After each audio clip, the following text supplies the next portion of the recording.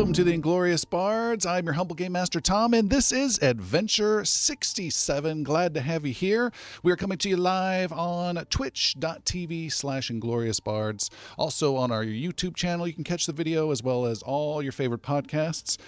A quick announcement of good stuff of our last adventure, which got pretty crazy, where we didn't know what the heck was going to happen with Yaru. We had some big enemies show up, some big new allies show up, and just a bunch of crazy stuff. It was quite the adventure. I recommend those of you who are patron supporters, check out the after show. It is by far the longest after show we've ever had. A good 30 minutes of us just decompressing about everything that happened there. And if you want to check it out, you can support the show for just a few bucks at patreon.com/IngloriousBards. Definitely worth checking out.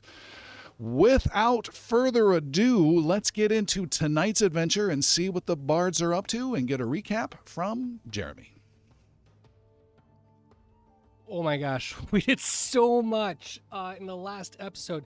It started off with an amazing script that went through, and we found that Yaru, through an accident or decision, had blood on his hands that erased the actual Scorial message from existence. It took it out of our memories, it took it off the world, and it caused a lot of pain and basically undid all of the work that the defenders had been doing for years. So naturally, the defenders turned on Yaru, who was being reached out to by Rayneth in the middle of the battle, trying to get him to be an ally for it. So it was a lot of confusion, a lot of really intense spells, but it ended up being a real victorious one for the defenders as Piercy slayed Rayneth and actually took him down. This enemy that had been fighting us and been this really dark villain for almost the entire time that we've been doing this. That said, now Rayneth is gone. Yaru's still there. We're still being hammered on by this giant Goliath defender beast that was coming after us, breaking up the tower. But we were able to really end it. Like with Rayneth gone, the other creatures kind of died and went out of it, and so we were able to continue to move forward. Well, when we started running away from the Goliath beast, because we didn't fight that thing, we couldn't get away from it, Bali stopped us and cast an amazing spell that allowed him to regain information from stone called Stone Speak, and we were able to recover the Scorial passage. So we got it back. We have recovered everything. Not only did we take care of Rayneth, we now got the message back. We went into that portal that was further down inside the tower just to escape being demolished by this giant beast that was coming after us. Ended up in a completely different plane where we met some other people. There was Ian and Morena who were there, who mentioned to us that they have been watching us, they've been monitoring us, and they have been defending Varen against the Onocrin, as well as other planes, because they're working to try to stop the Onocrin from taking over, because they're still a thing and they're attacking us now. In part of that conversation, though, she let know that Marina is Xanar's mother, and that was an amazing connection that Xanar found, not only that his mother exists and is this person, but also that she has magic like he does, and that's where he got this elemental magic. As we were trying to decide what to do next, it ended up that we decided to create a nexus point back to this plane. The quill was charged by the death of Rayneth, and so we had one more charge to use. So Xanar started creating the nexus point to this plane to get back to the nexus so that we could recover and kind of talk about everything that had happened, because Yaru was still in the shit. That's where we left off. As though it were any further that we could get, there was so much that had happened and gone through. But that's where we are. That's where we're going to get to, and see if we can make it onto the next part. So with all of that, let the adventure begin!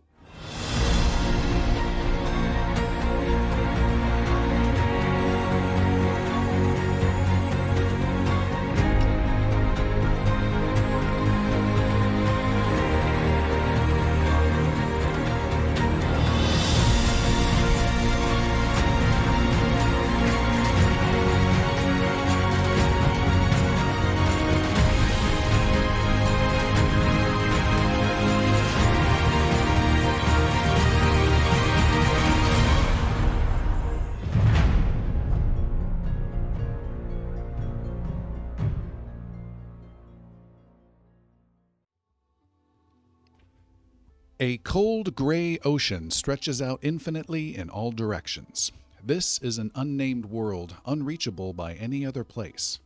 There are no cities, no people, no continents, just ocean, wind, and waves. With one exception. Rising out of the gray waters is a narrow island of stone. Its white cliffs stretch 200 feet up. Resting upon the top of these cliffs is a retreat of stone and magic, a place for rest and study. It is the Nexus, created by a wizard long ago and now home to our heroes. There is a small library that contains powerful books, living quarters that are Spartan yet comfortable, and a long conservatory with a glass ceiling and walls that look down at the crashing waves below. Long, cushioned benches line the walls of this conservatory. Upon one of these benches, Xander and Palik have stacked a mound of pillows and laid together under a warm blanket. While a fireplace crackles in the other room, Xander holds Palik tight. I think it's starting to rain. Yeah, I like the sound of the drops on the windows. The last few days have been crazy. With the tower, Rainith, and Yaru. I'm glad we have time for a break. Time for us. Palik pulls Xander's arm around her and snuggles even closer into his chest. I'm glad to have you, Xander. Whatever moments we can steal away are important to me. Stealing moments, are we? Well, you are a master thief. You even stole my heart. I'm serious, Xander. We're lucky to have each other. No one else in our group has what we have. And who knows when we'll get time together again. You make it sound like this is the last time we'll be together. We'll have all the time we want once we're done saving the world. Maybe. Maybe I'm just glad we have each other. Right here. Right now. My soul needed a break. Rain patters against the windows on the ceiling, mixing with the sound of waves below hitting the cliffs. How about this, Palik? When this is all said and done, with the enemies of Aren are all gone, let's get away from everything. What do you mean? When things settle down, I'll buy you the nicest clothing shop in the richest city and fill it with the finest cloths and silks for you to make anything your heart desires. Ooh, that sounds nice. Will you hire me a couple of man-sewers for me to boss around? You can hire and fire as many as you want. I'd like that. I can see the name on the sign over the door. Make it so. You'll get that in a few minutes, I promise. Xander pictures Palik in her shop with sewing needles in her hair, then holds her tight while they lie on the cushioned bench. And I'll be your first customer. Make me a fancy robe with gold trim. What about you? What do you want to do when this is all over? I don't really know. I mean, I thought I knew. I've had the rest of my life all thought out many times, even since I was a boy.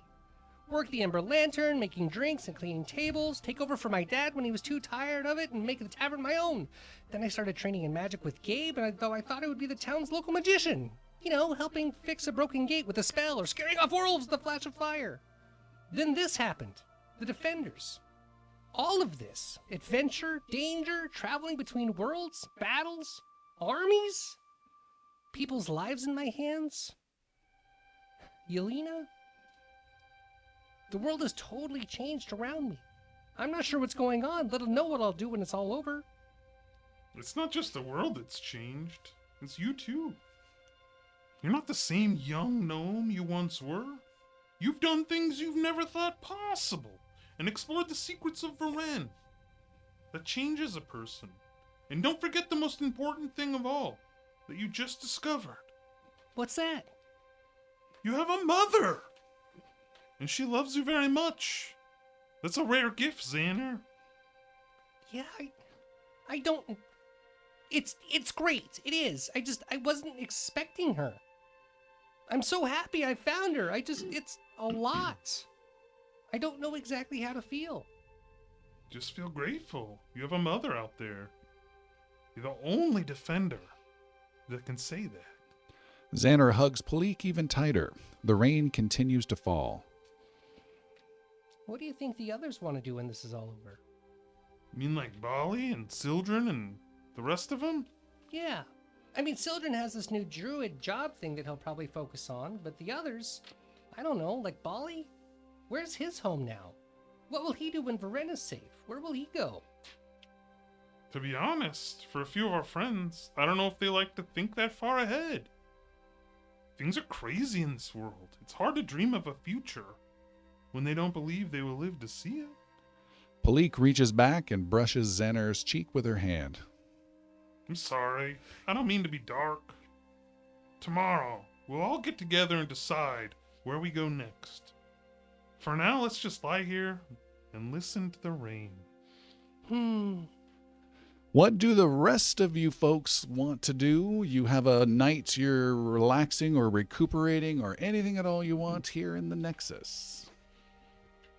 I'll be stressing and panicking most of the time. All right. Balancing. It's all about the balance. So just got a bald spot next time you see him. Yaru is in the sort of lowest point of the Nexus. I remember when we first were kind of given the description of it, there's a trapdoor or like a sort of somewhat of a hangar door. I know it's like a kind of old style mansion, but I remember there was some description of like where an area where you could like open a lower hatch and see just the ocean below, or if it was like a trash bay or something like that. I'm just picturing Yaru kind of hanging out like Darth Vader at the end of Rogue One, hanging out to space, but he's just looking out down at the Nexus, just thinking about everything, not like bad thoughts, just going over. You just said Darth Vader, but not bad thoughts. Yeah, but yeah, he's just thinking in kind of that, just looking down, almost even if it's just looking at the glass floor. He's just looking at the ocean below, the chaos of this magic, and wondering about all of that. What about Bali? Bali's doing a couple different things. Number one, he's going around doing various blessings and binding spells to individuals almost without their knowledge. And then he is... Give me an example of one. An example of the spell of life connection would be one. Okay. Requiring contact, and then that's a singular blessing in and of itself. But then following up with that with your generic blessings as he goes around and kind of beseeches the Stone Father's guidance. And give me one example of what you would beseech for Piercy from the Stone Father. Okay, so not everyone.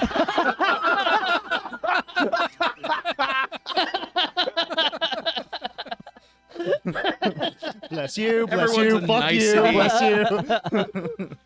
Bali comes and does some sort of thing that makes Piercy think that he's being blessed. He's got his fingers crossed behind his back to not really give him blessings. This is a doll that looks like you. It's very intense for some others, and then he gets just kind of... And this is Piercy. He starts flinging his fingers. And is that holy water? Sure. Following up with that, you had mentioned the library. Bali is trying to deepen his studies in religious aspects and trying to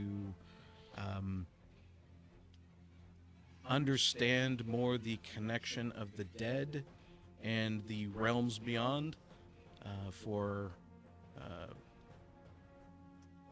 just for general understanding. I'm sure later it'll be recalled knowledges I'll start throwing out.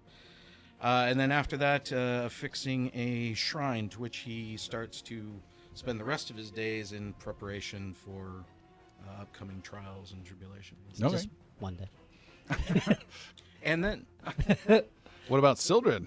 Yeah, Sildren, there is a tree somewhere in the Nexus, yes? Yes, there's this kind of courtyardish thing. Sildren has been spending his time there, meditating, communing with Keth, if that's, just kind of centering for preparations for what's about to happen. You get a sense that tree is flourishing as of late, and you think it has some sort of minor beneficial benefit to the group as a whole. What do you think that should be?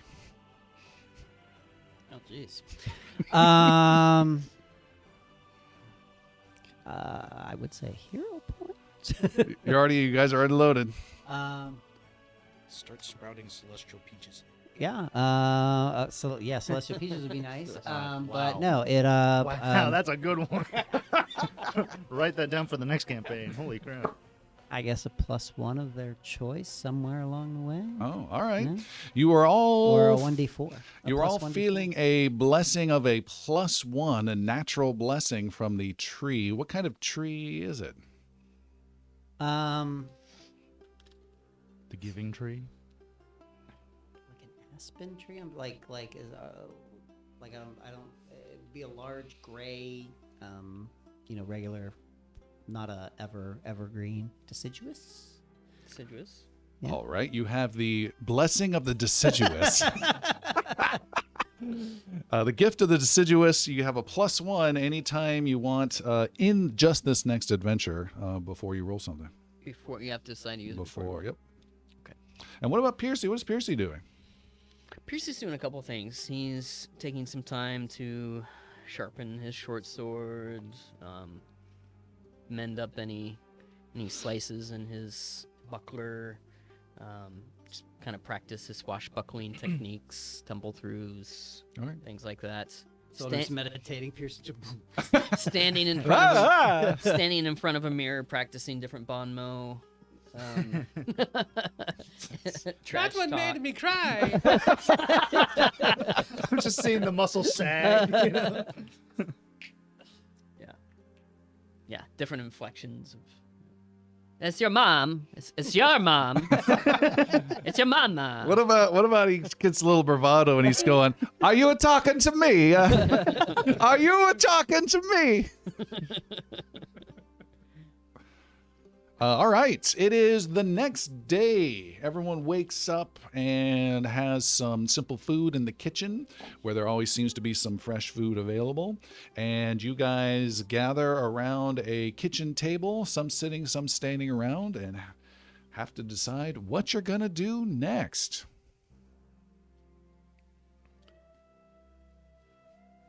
So Scourgeon Tower, right? We still have one tower, and we have to find the wavering sphere. Yeah. It is a choice once again between a sphere and Scourgeonar, as it was with Jarais. And the sphere is splitting mankind, well, splitting Varen, weakening its people, weakening us. But what about the Azamir? We could find answers in Azamir. I think we need the wizards to help. They would be able to help with no more than their knowledge. They have been, according to Callie and Varro, they are affected by this wavering sphere as much as anyone. And we have knowledge from the Feathered Sage that tells us where the sphere is, approximately. It's up in Palacia. Athelian, right? That was the blind man, the blind elf. The high elf who directed them to place the sphere somewhere. So we need only search an area no bigger than the whole of Navarre. This narrows it down, I suppose. No, it's a Palacia. Up there. It's about the same size. Ish. Is the Feather Sage from Ethlian, or was it placed there? You have as much knowledge about that as I do, but I would say that the information that we have, remember this came from Ian and Marina, my mom. Remember her? I do. Yeah, she told us that it was placed. You didn't introduce any of us to her, but that's fine. Just keep rubbing it in our faces. little I have a mom. Look, I'm one of 12, okay? She doesn't know who I am. Quick, Batman, hear about his mother. They say that the sphere is in a place that an old blind elf knew. That we must destroy the sphere, right? We were talking about that to defeat the Honor Crew, but the Feathered Sage, he let us know that there was the guy who, hang on and look at my notes. Is there a portal thing You know, we read the book and Nexus. say the words, and then, and then there we are. So yes, we have a book that can probably get us there. We haven't used it before. It's to Northern Varen. That's probably the one. It's pretty north. That's my guess. I think it works. Which book is it? It's the It's this one, yeah. Don't. the one that's The northern Don't tell him. northern Barin. He's gonna go right now. Don't let him know. there's Well, one. where are we going? Like, you guys, you don't think it's smart to get the last tower? Do you remember how close we were to not getting the 7th tower? What good is everything we've done if we don't have all the information from those towers? Isn't the last tower up there in Palacia? I don't know if it's in Palacia, but we do have, again, the Great Northern Port and its sister port on the south side of the sea. I found one of these towers at the Great Northern Port. The last tower is in the Bay of Sin, which is on the border of Palacia. I don't know if it's the Bay of Sin. It might be near Raven's End. The The really big northern port. That right, the other one, the top and bottom. If I was thinking about Maiden's Depths being the southern one, the Great Northern Port would be at the very, very top. They said it was Doman Thave, didn't they? Is that the name of the thing? That's Alistair speaking now. yeah, no, yeah, I'm trying to figure out. Doman Thave is that one up there. Right, Doman Thave above Raskellen, right? That's Yeah. where we were talking about the Yeah. resting place. Of That is Scourge. where Scourgenar's body is. Right. That sounds like a tower to me. We, No? if the message is not also there, and we meet Scourgenar there, we are doomed. We will not survive that. This is true. So we do not think the message is in that same place? I am unsure. I don't believe so. I believe the towers, from what we can see of the notes of the Scorial Guild, they built these towers and they wanted to be separate and away from anything that Scourgenar was supposed to do. Scourgenar's symbol is that 5-pointed star, and the symbol in all of these towers is the sword through the star. I don't think that they would do any sort of entombment or homage to his body in one of these towers. Not even out of protection. So if we want to go to the tower, we should probably head still to Northern Varen, but more likely to the port at Raven's End. That makes sense. But can we defeat the tower or whatever else is there if the sphere is still there? Which we have been told that the wavering sphere will, that its effect weakens the nations, and we need the nations of Varen to fight the dead, to be able to fight back, to stand up, to gain strength. We have known about Scourgenar for some time, and Sildren, I now do not believe it was a mistake that you were given this honor from your god. At the same time, we found out about the sphere. This is no coincidence in my mind. I think to defeat one would help us defeat the other. We should go for the sphere, in my opinion. But my opinion is the least of our concerns here. This is a group effort. And the sphere, we believe, is an Ethlian. Correct. That's what I think, based on the old blind elf knowledge that he was there. And there are still high elves there, I believe. I believe it's the last city of the High Elves. Then if we can, ooh, that is not good. The next tower I found was kept within the great city of the High Elves. It was a beautiful structure that stood out from the rest of their city. I was warned to stay clear of the tower, that nothing grows near its base, and dark dreams plague those who are near it. I respected their wishes, drew an illustration of the tower's design, and asked about its construction. Apparently, an arrangement had been made between the Scorio Guild with the need for the towers to be protected, and some benefit provided to the elves in exchange for their watching over it. The details were not made known to me. I hope my continued journey will provide more information, as I have learned the majority of these towers are found in western Varen. So Ethlien is where the tower, the last tower, and the last message will be, If that's the city he was talking about, yeah. which is near Scourgenar's body. But perhaps not then near the Wavering Sphere. As I would not think that the sphere in the tower would be... I would not think that, but perhaps. We have more questions than answers. Should we take the go north to use the book to go north and at least figure out where we're at, and then from there?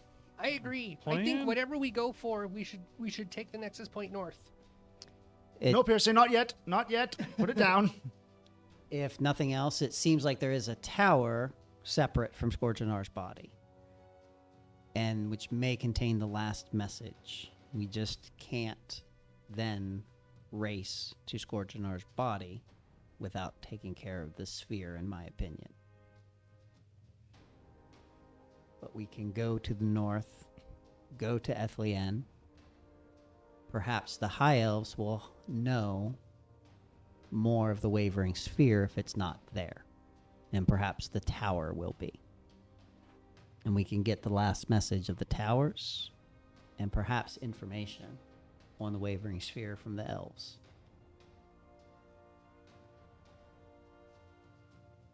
And where does this destination take us? To Gareth or closer? To Ethlien. A place we have not been. Correct. And we do not know where the northern Varen Nexus Point will take us, and it could be into Kareth. In Well, the there- middle of the... There is one The that dead. Xana made in Dakota, so there is at least there have to be multiple.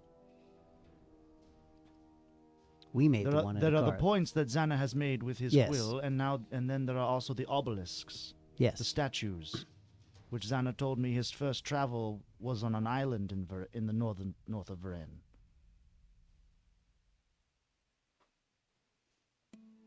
I remember forest and swamp areas. I don't recall it being an island. I think you traveled twice. You went first to like Zexa in south, and then you went once in north. And I thought it was like a very windy coastal region, is what the description was. I thought you went to the Ironlands. He's been to the Maybe not. I was Ironlands pretty too. sure I was in the Ironlands or Iberon. He's But mistakenly I don't gone a need bunch of to. places. Yes. Should we just go and? I mean, Either way, it's gonna be closer you're than correct. We do have where one. we are. Is there? Oh, Yara will ask. Xander, is there a way to read the Nexus book without traveling to the point? Yes. As far as I recall, if we don't put it on the pedestal, if we just hold it and look through it, we can read the descriptions of it. Let's work smarter, not harder.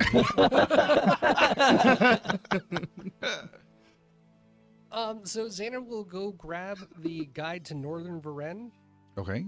and sit We're all geared up and ready to go at this point. We're like ready. banana in face, sword over back. Should we? We have some things to divvy up before. Oh, yeah. Let's do that real Speaking quick. of, Malik empties out her purse on the table. I'll take the lipstick. So we have two armor runes. We have a talisman to affix to your armor that does some weird magic stuff, and then we have a short sword that Piercy just took over.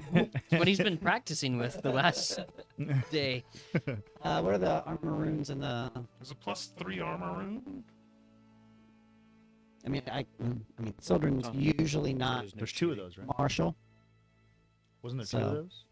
Yeah, 2 of those, and then a talisman that does what? There's an ember heart. Which is part of that talisman. It's you get to free action can dispel an 8th level spell with a I believe it's a melee attack if memory serves correct. Okay. It also gives you poison resistance 15. Wow. +2 to your constitution. And then once per day. Tom's looking at me like I'm wrong. No. And then once per day, you can, for one round, you can give somebody 30 health, 30 hit points, and +3 to fortitude saves. What the hell is this? Wow. The Ember I think that Hearts. was. What's the dispelling sliver? It's a consumable. It's a free you said all action. of that was for the ember It will heart. dispel a magic spell of 8th level or lower. No So roll. it's Flat like out? it's like an 8th level dispel magic. No, you get a. There's a roll. There's a roll. Okay. I was like, I mean, the armor runes, I would say go to somebody martial. Tom, I could see use the one. Chat. Yeah, Seth or- and Chris apparently sound a little robotic somehow. For some All right. reason. Well, let's go ahead and Okay. pause for a second, and we'll just power up our. Just power down the audio and power it back up, and that should work. You guys.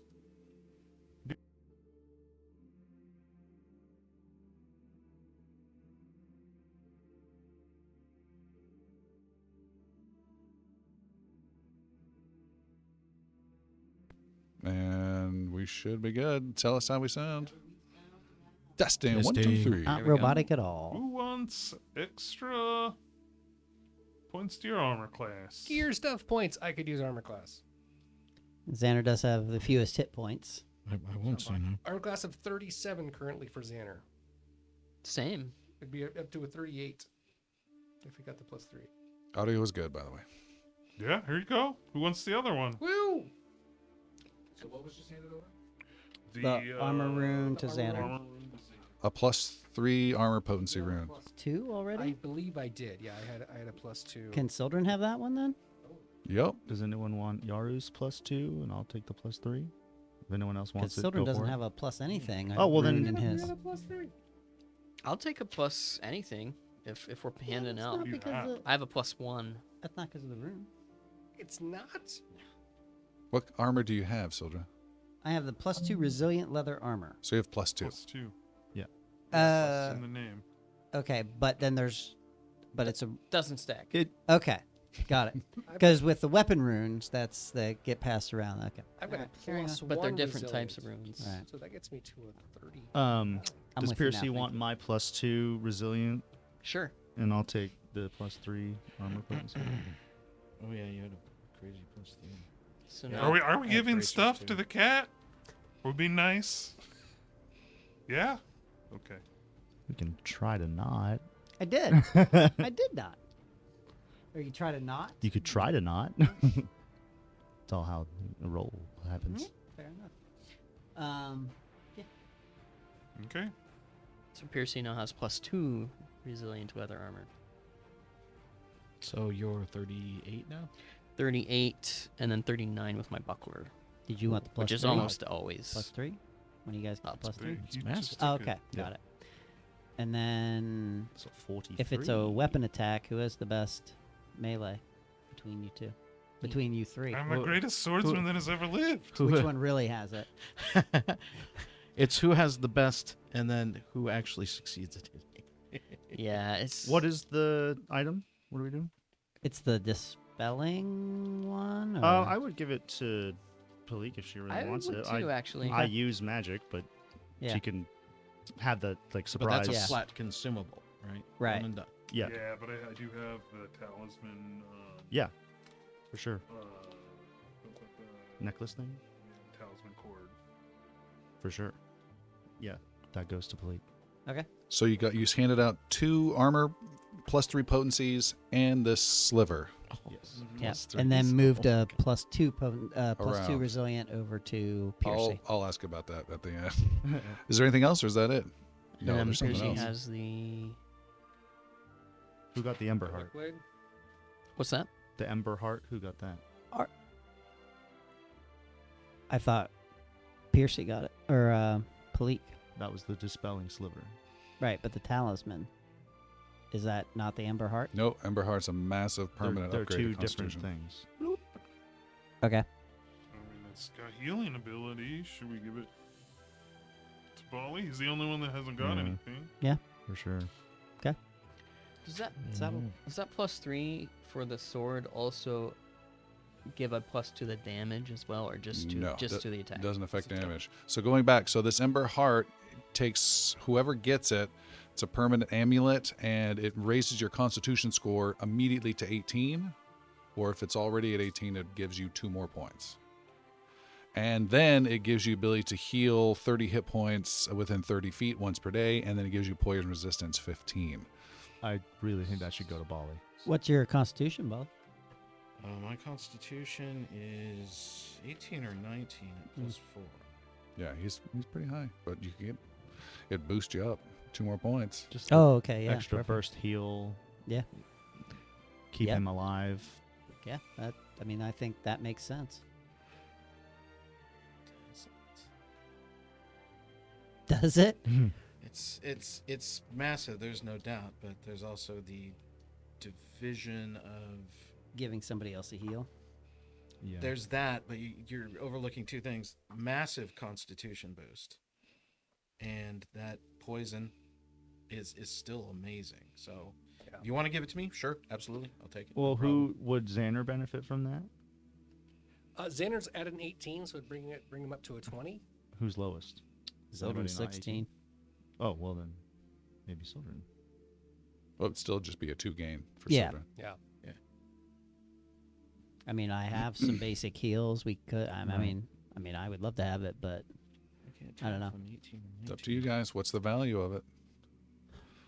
I'm going to make an argument for Xander in that all he does is attack and range fire, and if he could also support by healing a little Yeah. bit because he tends to stay. oh, in sorry, I distance, burned you. Let me heal you too. Right. Yeah. And I'd push even further for Xander, just because it's called an Ember Heart. Yeah. He's already a Fair enough. fire line kind of guy. Yeah. So Sweet. All right. I like Xander that. it is. All right. could be a family heirloom. Wait a minute, it is a family heirloom. It is a family heirloom. I got it from my mommy. And there was I want mention, all this stuff. there's mention of a luck blade. Oh, that went to Bali. Piercy. Oh, Piercy, okay. Percy took that Did I? right off the bat. Piercy, you've got that, okay. I have Which that. is awesome, because that's like gives you halfling luck, basically. Plus, it's a +3. Yeah.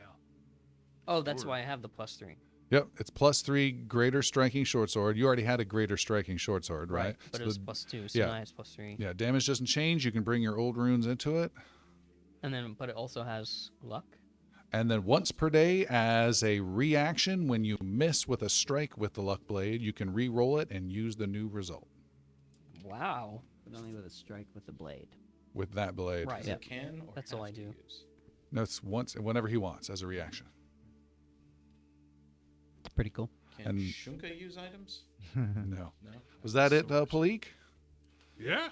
He does have a spiked collar, but I figured have him eat. I'm like a picturing resilient Piercy rune or very something. carefully putting his old short sword in like one of those sword cases things, like on a pillow or something. But it's just a little matchbox. Matchbox. Yeah, he's Stuart Little. He's not that small. I know he's not. Okay, we're going. Everybody ready? well, read the book, Xander. Think so? Are we gonna go first, Uh, or do we want to look through it? Yeah, I was like, before? Yeah, yeah. let's Can we do look. that first? I'm assuming our spells are refreshed. Yeah. We had a long I'm sure day. Xander was doing that while we were divvying up all the Yeah. this stuff. I'm not even look up. It's like I grab the heart thing and like, okay, you're good. What are you looking for in this book, Xander?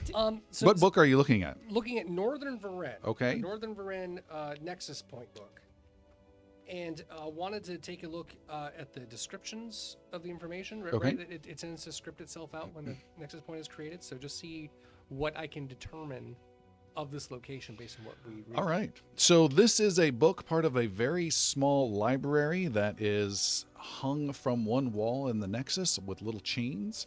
And each of these books has different destinations. And I think there were 5 or 6 or 7 books to start with. New books have been automatically created by the Nexus whenever Xander has used his quill. It has either added pages to books that are in that region or created a whole new book when you arrived back in the Nexus. So the library has slowly grown over time. The books, as you read them, are like flowery prose of some travel guide describing the location in intricate detail, the foliage, the rocks around, but there's no story, there's no plot. Occasionally there's some crude pictures, but the books don't. Thanks, Jix.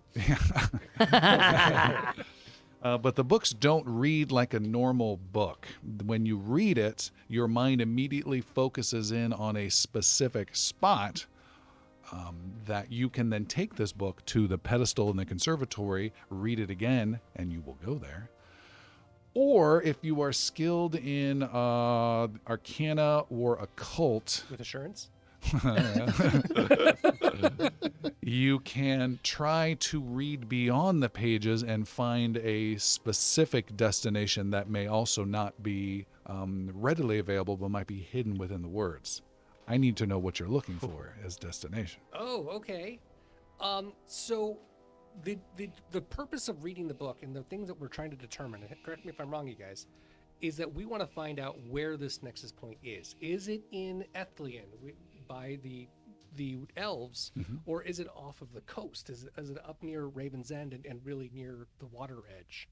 So that's what Xander's trying to decipher. Is this something that he can determine where in Northern Varen this spot is? Because Northern Varen is a little vague. Sure. The obligatory or obvious nexus point that immediately comes off the page describes a dusty basement covered in stone and straw with some crates and barrels and a staircase that leads out to it. It describes a damp smell, and some of this rings familiar as though you have been here before, Xander. I was here before. This is familiar. I remember walking into a basement area. Yeah, so you were kind of right. This is something we've seen before.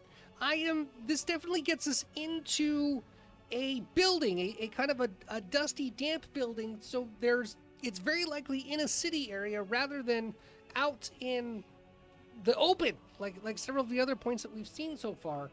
I don't know which city exactly. I didn't get that far out.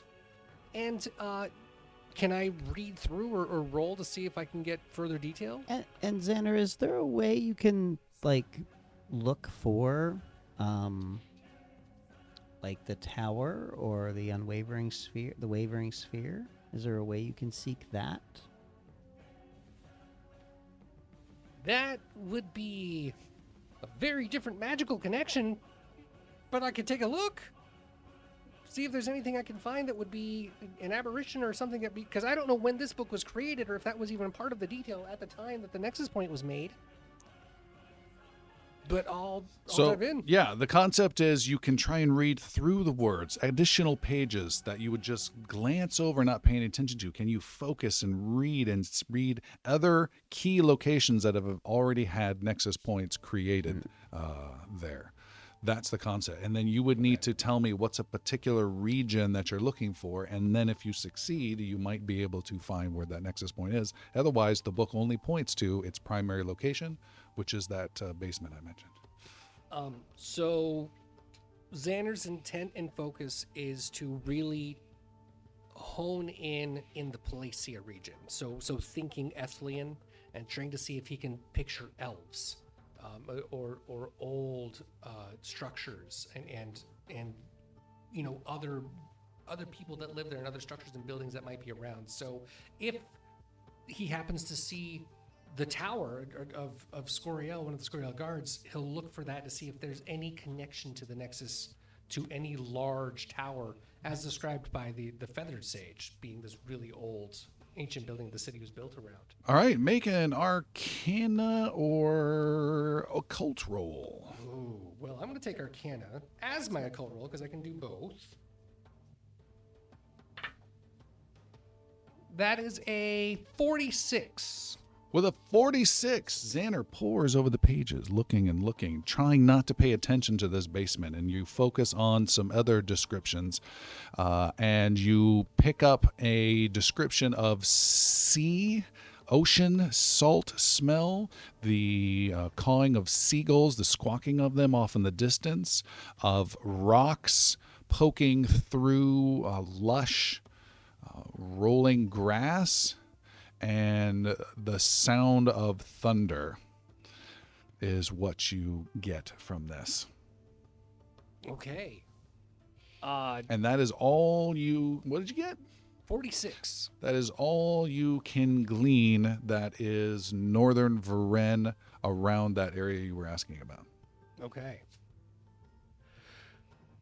Well, it looks like there is, from what I gather inside of it, there is seawater nearby. There is other land that's around. There are other buildings. There's thunder off in the distance. It definitely feels like it's not in the middle of a forest or like I was expecting it to be in the middle of a large city. This very likely might take us to right up near the coast, but whether it be Raven's End up there or another spot. That sounds like our most promising opportunity. Still faster to get there than anywhere else. For sure. Now we might scare people if we pop up out of a basement, so be ready for that. And if we are in the city of Elves, they may be, while not outright hostile, they'll be unhappy to see us, Why? suspicious, because we're appearing in the middle of their city and they're elves. Elves are a very snotty bunch of folks. Coming from the druid, that might mean something. And a half elf. Yeah. We knew Idrisil, and he was okay. I mean, I didn't care for him that much. And we must tread carefully with them, looking mostly at Palik and then sparing a glance for Piercy. why And does not he single us out? I think he because means of to all of say you, you are the diplomacy. most likely to be hostile at first conversation. Never. Mm-hmm. It's always after you. Man's got a point. He does. A new one with Touche. that sword. So we must tread as carefully as we can. We You wanna do not lead? want to make enemies out of the elves. We need information, and we need their help. You want to go first then? If I may, I spent a great deal of time with elves on the mountain. They are part of our culture. It will not be as difficult as you think, children. Even a high elf can be reasoned I'm- with. Pulling my elven ear right now. You don't say. We'll go. Let's get after it. There's no sense in sitting around here. Okay, let's go. Okay, so Xander, you're taking the book, Book of Northern Varen, to the Nexus pedestal, and what are you opening up to? Because there were two different options. Yeah. We're going back to the first option, right? The one where I was in the basement. That's what we all agreed to. No. Going to the, The other exact one. opposite. The second option. Yeah. I'm Need to be glad outside. you were That was listening in the this whole time. conversation. Be outside I thought to you were. survey our surroundings. All right. So to the second option, the deeper dive, Xander will flip to that side and start reading. All right, Xander, you start to read. You hear about ocean waves, cold air, wind blowing your hair. And the next thing you know, your hair is blowing. You feel your feet no longer on the very polished wooden floor of the Nexus, and now crunching not crunching, but stepping in some soft, thick grass, and you look around and you are on kind of like Scottish moors with coldness, with that lush green, slightly rolling hills with some sharp rocks that are sticking out of it from time to time. And there's gray clouds that hang over. You can see to a particular direction. You can see there is ocean that and there's no ships, there's no town, there's no buildings, and next to you is this thin little stone obelisk about 4 feet tall. That is a nexus point, and with a nexus key, you can get right back to it. And Sildren is soon to follow. All right, the rest of the group slowly appears one by one until you are all gathered around this nexus point somewhere, wrapping your cloaks around you to keep out the wind as thunder booms off in the distance. Sildren will cast No Direction. Knowing direction, you know that the ocean is to the south when you face that direction. The ocean is to the south? Uh-huh. We are likely then on the island in the cove, northeast of Raven's End. If only we had a boat. West We of have a boat. Palacia. There's a shore, is that correct? You can see no shore due to the rain off in the distance. But the ocean is to the south. Yes. We How will far head. away is the water? Not far, maybe a quarter mile or something like that. Let's head to. So we the can shore. hear. We didn't really need no direction. We just listened to the waves crashing. How would have you known that was to your south, though? I don't know. The sun is straight. I mean, you would have known the direction of the ocean, but that's about it. Stick to the pointy things. Let it feel important. Don't take this from him. Too late. Yeah, so we're gonna head towards the ocean. Okay, you guys march off to the south, walking through these rolling hills. Sildren is gonna have a chat with. Are there any wildlife around? Yeah, there's some seagulls flying by. There are some scruffy and hard-looking rabbits that kind of stay clear of you but are watching from a distance. And there are also off in the distance 2 different large giants that are slowly stomping towards you about 1.5 miles to the north. Okay. Say that one more time. Wait, what? And there's another boom, boom, and that That's thunder is not thunder. Shit. Ah, Hey guys, we got company. Are they alerted to our presence, or are they just kind of just walking along? They are alerted to your presence. They are closing in at a leisurely pace for a giant in your direction, with clubs out, with loincloths on, and Does Sildren know what kind of giants these are? you do not. Do you want to borrow my spyglass? It's not a matter of being too far. I just can't Well, I'm not identify. on that them. way. It's pretty far. You Oh, can closer. are they really and, that far? And it'll annoy our GM. Hand me that spyglass, sir. Everyone should have a turn. Yeah. I'll cast duplicate item. And then you could have two. Well, if we hurry along, we don't have to deal with those 2. Indeed. What would the fun in that be? We don't have to deal with those 2. Nah.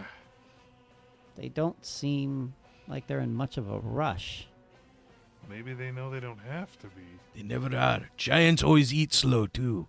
It doesn't make them any more friendly. They also eat you while you're still alive, so maybe we should Let's get out of go- here. Let's go towards the water. Let's do your first initial. I met a giant once. His name was Charg. He was really nice to us. He was a little trapped, and when we helped him out and worked with him, he was a really good support.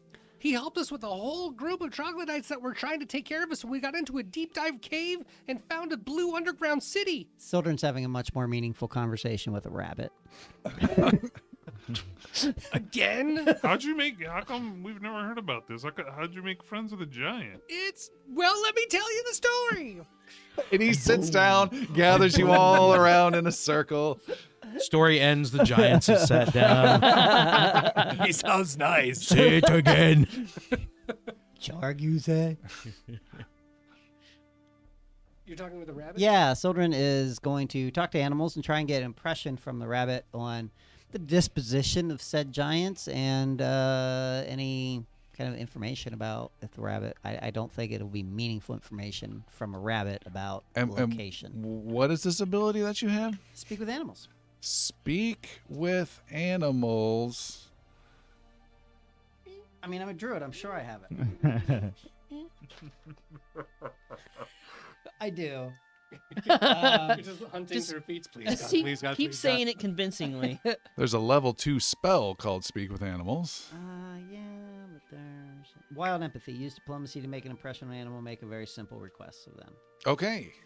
You walk up to this rabbit. He scurries away. You walk up to another rabbit, and you can make a diplomacy roll. I am known for my diplomacy rolls. Target number, by the way, is 22. And normally they're bad, but I've actually recently trained in diplomacy. 26. All right. You are able to approach the rabbit making soothing rabbit noises. What would those be? I said soothing. You get closer and closer, and you kneel down, and you are very close to the rabbit, and it lets you pat it on the head. Although, as you keep patting and stroking, it's kind of reaching like this level where its tail's starting to wag, and you think at any moment yeah, it may it's just gonna be freak out. overstimulated. Yeah. And then You guys went 2 different directions with that. we'll ask it about the giants. Great. So read your ability again. This allows you to make a simple request of it. Have Will him you go have a get you a conversation? carrot. Have a conversation. Show me a hiding spot that we would fit into. Show me hiding spot. I just snorted. Show me a hiding spot that we can all fit into. That the giants wouldn't find. The rabbit stares at you and twishes its little whiskers. Fucker. If you guys don't want to fight, let's just I knew I didn't like you for a reason. keep going towards the water. Yeah. Yeah. All right. Thanks, rabbit, for nothing. The rabbit The elder slowly druid follows you a little insulted bit. The rabbit. Nice. Horrible druid. Cat leads not giants happy. to us. He's the only elder druid who regularly reads the Fountainhead. All right, you guys head south and are walking there leisurely yourselves. The rabbit conversation that's away from us right now. It's, what did he want? I don't know. I don't speak common. Or the other rabbit's They like, know the tower was right there. the other rabbit's I saw you talking. No, I never met him before. Easy. He said he was a druid, but I don't really believe him. Everyone's coming along. I'm an elder druid. That old gag. Yeah, we're all in pass, buddy. Sarcasm Island. You guys are making your way there, and these giants are going to look at their speed. The giants are slowly gaining on you, but you will make the coast before they're 3/4 of a mile. They'll still be 3/4 of a mile behind you. That's like 5 steps. Yeah. And they're thumping closer and closer, but you guys have the wind blasting you that's coming off the ocean. As you get close to the edge of the shore here, you can see some far distance away. You can see there is a shore on the opposite side of this ocean. If my memory of Yaru's map is correct, Ethlion will be, and Palacia will be to our east, and Raven's End would be to our southwest from here. We're on the island in the bay of whatever the name of it is. I don't know. So are we gonna go west or east? I would say east to Ethlian, where we believe the last tower and the High Elves are. Pleek pulls out her bow. Describe this process. A little cube. Okay. Pulls it out. Gives it a little, cleans it up a little bit, shines it, and then throws it up in the air towards the water, and it just unfolds into a boat. All right, with several ethereal boatsmen on it Yeah. as well. Yeah. That all scream in chorus, the pain! And then it's an inflatable. when it touches water. It's the autopilot from Airplane. There's just 3 wacky waving inflatable arm flailing tube men. The boat splashes into the water. You have bluish ghosts. I keep picturing all of Scooby-Doo are manning the boat that rocks in the kind of rough waves, but not big waves, just kind of just constant little waves that the wind's blowing across. And rain is starting to fall. And yeah, what you guys doing? Getting into the ghost boat. Yeah. Ghost boat. You climb in. Climb in. Where are you ordering them to go? Ryan, Brian, and Doug. Let's go east. East. They head out. And off they go gently to the east. Sorry, I just pictured What's the ghost disposition speedboats. of the giants when they see that? This position of the giants is that they change course to intercept you as you start going east. Instead of going south to where you were, they're going east to where they think you're headed. In the water? They approach the shore and they stop as you guys keep heading east and watching back. And then one of them turns around and heads back and stomps back up to the Children north. waved. Did they wave back? They did not. Goodbye. Yeah. There goes the They were other going to give us druid. the best magical items. Yeah. The other one starts to step into We the have water. this we Oh. have this wavering sphere for you. Oh. Wait, They one did steps what? into the water? The other one steps into the water. Okay. Starts getting lower and lower and You lower forgot your life jackets. into the water. Um, He's up to his belly button in the water. That's Oh, wow. concerning. Does it And seem he's to how be tall? getting any deeper? How tall are these giants? 80 Giant. feet. Just one went in. Perhaps we should. I think I would turn around. While he casts a spell. You want to go back to the giant? While he casts water breathing. Want to see if it's hostile. And I'm serious about that. And teleport plane. Just sail by him. Okay. Brian, Ryan, and Doug. Turn I around. thought they were Brian. Why are we Doug. turning? No. Why are we turning around? There was a Ryan. Yeah. Because you cast water breathing, so it's fine. It's not fine. It's just in case. Did we all get it? Yes. Say no. Only one way to find out. Doug doesn't have it. Yes. The same amount of people who got blessing. Yes. He's always had like this total hatred for Piercy. He has never shown in any way. He's very passive about Yeah, it. totally passive aggressive. Regeneration was just luck, happenstance, you know. You fell on a peach. I don't know. So, Palik will guide the boat pretty cautiously back towards. How does one cautiously go back? Like, Slow? no, don't go direct, but like, Kind of tack. Fly casual. yeah. You go from going away to just sideways a little bit. It's like, we're just guiding now. Just not looking You're at him and close. making eye contact. You're How- strafing. Yeah, the giant. essentially. How yeah. close are you wanting to get here?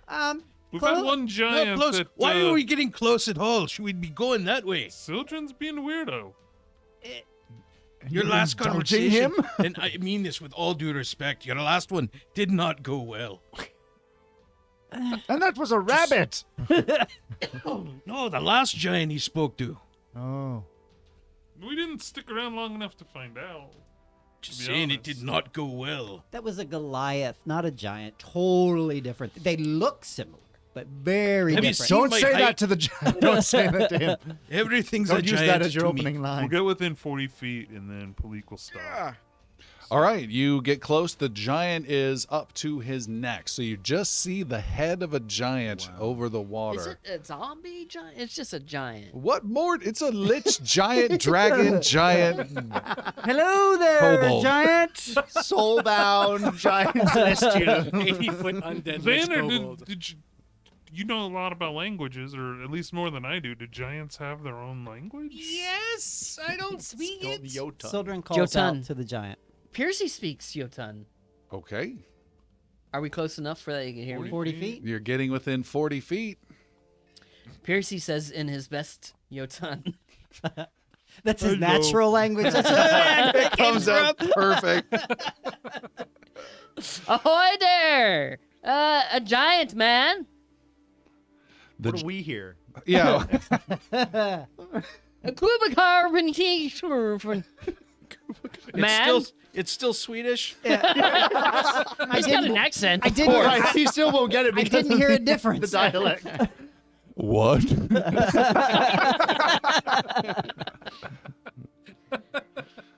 Yoda sir.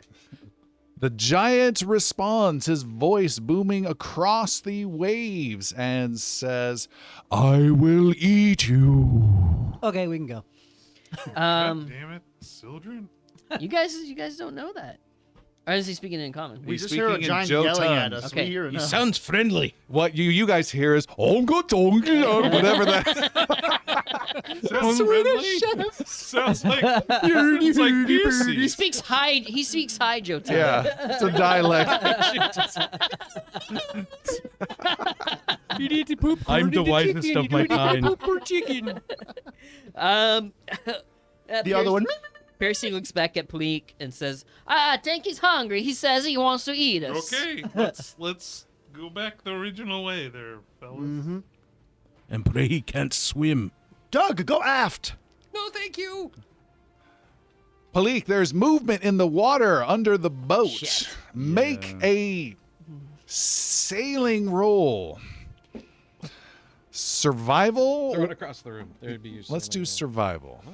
39? With a 38, excuse me. With a 38, you are able to get the.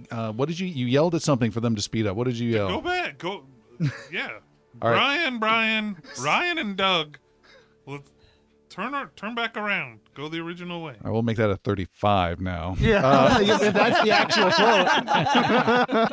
It's like a mother trying to get their names right. Ryan, Steven, no, I don't even have a... And a giant hand, figuratively and literally, comes out of the water and grabs the aft section of the boat and grabs it. And the boat, they are still rowing and magically getting the boat to move. And there's a bit of a crunching noise. Anner, Shoot. Nope. Are you looking at me? you look like you had a hand up. I did not mean to have a hand. Oh, okay. Nope. All hands are grabbing whatever you need to grab. Yaru will act immediately if Yeah, possible. Piercy will head back there. Okay. And start slashing. Slashing away, Yarrow? Yeah, there's an immediate teleportation to his eyeball, and I will begin punching his eyeball. Punching back. Yeah. Making it spin around. And it's play. All right, the two of you can make 2 attack rolls each. I would like to use the +1 granted by Bali. Okay, hold that. Look, something going on. Natural there. 20. Why don't Never you hold- mind. Why don't you hold on? All right. That's a Vorpal He blade. needs to do a DC. Holy Giant killer. A DC 37 Fortitude save. For the Vorpalness? Yeah. It's still a giant, but that's pretty fun. Oh my god, this is. I can't wait. You're all gonna thank me for coming back. 35. +2, he rolled bad. So he fails. And so you need a he's 36. 37. 37. Stand by. Hold on. Swallow whole, rend, ravenous jaws. I'm looking for any options here. Fast swallow, attack of opportunity. Go ahead.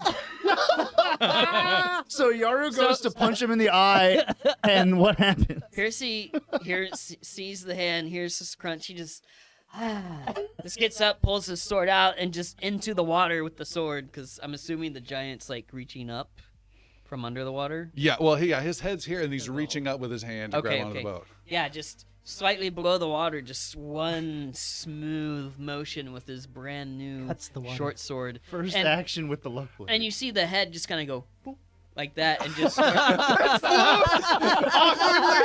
Bobbing. just red start pool. bobbing away.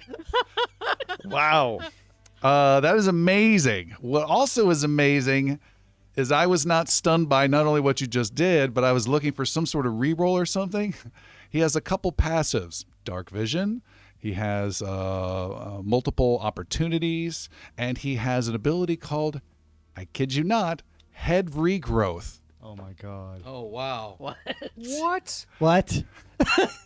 Can use some regeneration to regrow a head that is severed, such as from an effect like a Vorpal weapon. Oh my god. How long does it take? He has to make a check, and I will let Piercy make the check since this affects you. All he needs to do is make a flat 8 or higher, and his head Oh my god. grows anew. Oh my god! Immediately? Yep. As Like though Tony there would be Shalhoub. the perfect villain against this amazing attack. This could All right. not be. That would we be the go. most Better anticlimactic situation. Vorpal fucking introduction ever. He needs an 8 or higher. 17. He got it. Wow. And the head grows, this gory mess flops out and then takes shape and solidity. However, in your efforts to do that, the boat was let go of, and the rowers and sailors get this boat going quickly away from the giant, and its head reforms, hair regrows, and yet there is still this bobbing other head. Just like Yara sitting there punching in the eye. And it reaches out of the water and starts poking the head gently. And the giant leaves you guys alone, is dealing with having a new head. And your boat sails off to the east. Everything is so loud. Very inter. I can't I- believe that. Does anybody want an eyeball? I It's still amazing, Piercy. It's still amazing. but I think it's not. I think I need to take it back. It's not sword of the working. rune. Not working right. What do you mean? It left us alone? It's still got the head. But it's a head. It's not off. Not everything goes back head. I don't. I suppose it's He's, Here's, he's just he's, walked he's away. going to be upset about this. We just have to let him deal. This seemed walks to be up to the dad front beat of the that's gonna boat and follow just the rest sits of it is there. like, have I told you about the time I decapitated a dragon? I mean, Yes, you guys. Grandpa. First, he finds out he can be killed. Now he finds out the rune's not all it's cracked. Just give him this one, okay? No, what? I cannot be killed. He's They like, went in with a full house. Who knew you had 2 pair? Barley, let me try this on you. It's not working. I need a volunteer. As we're sailing, For magic shows. Malik wants to. Because it doesn't actually do the act. Let me saw you now. I'm sorry, Palik, you had something. Wants to check out the damage that was done to the boat. Okay. The boat is damaged and will need some wood and some crafting. It's still saleable. It is not in the broken condition yet, but definitely could use some repair. And there's no magical repairs that will happen to it. It needs old-fashioned work done on it. Even if you compact it. Yes, it does not repair itself. As long as Will it doesn't, like, even- Will it still? Yeah, will fold? it still fold? Has that broken cord? It's like, oh, It just it begins to fold and then it's just horrifying creaking. Jam in section 3. trying to Like close a that car pull-out door. couch that one side doesn't work right anymore. One angled bit goes out instead of in. I like that we're all picturing the same thing. Just put that back in your pocket. It's I thought you had a bag of holding. I do. It's. All right, east we go. Heading east, the boat goes across the choppy water, and you see there is a shore ahead through the mist, and you can make out some trees on the northern section of that shore as well as you head east. You are getting closer and closer, and you close in and beach the boat on the shore to the east amongst trees. These are tall trees with big bases, not quite redwoods, but still very big trees with dense undergrowth, and the rain continues to fall and then drip down with heavy drips through the trees every now and again. We also don't beach the boat. Palik will retract it like 10 feet. 10 just feet. to get everybody a little wet. Oh! Except for her. And she ducks down, and her cloak starts to flutter, and 2 huge bat wings are created out of this cloak, and she starts to fly. And Can I then snatch everybody one of those else wings while I'm falling? And then everybody else gets a little wet. Everyone Just else, a slight, like up to the waist. yeah, everyone else drops into the water. Palik lands gently dry. Yeah. Jerk. The boat collapses. You hear the anguish of your sailors, and the boat is put away. So now we are at Raven End. No. No, We're the east. Yeah. Oh, the east. forests of Glacier, Forest of Glacier. Ethlian. Okay. Question: is Ethlian a city within Palacia, or is it its own nation? Is that Make information known to a history roll. History, that would be society roll. us? Society. I'm trained in society with a 19 of 39. With a 39, that's great. Get my maps out. Ethlian is its own nation. It is a city-state of high elves only. It just happens to be within Palacia. With a 39, it was much more connected with Palacia during the old Byzrin Empire when Palacia, Dakarth, and Reskalon were all as one. And now it's kind of this isolated beacon of light amongst all these 3 dark regions.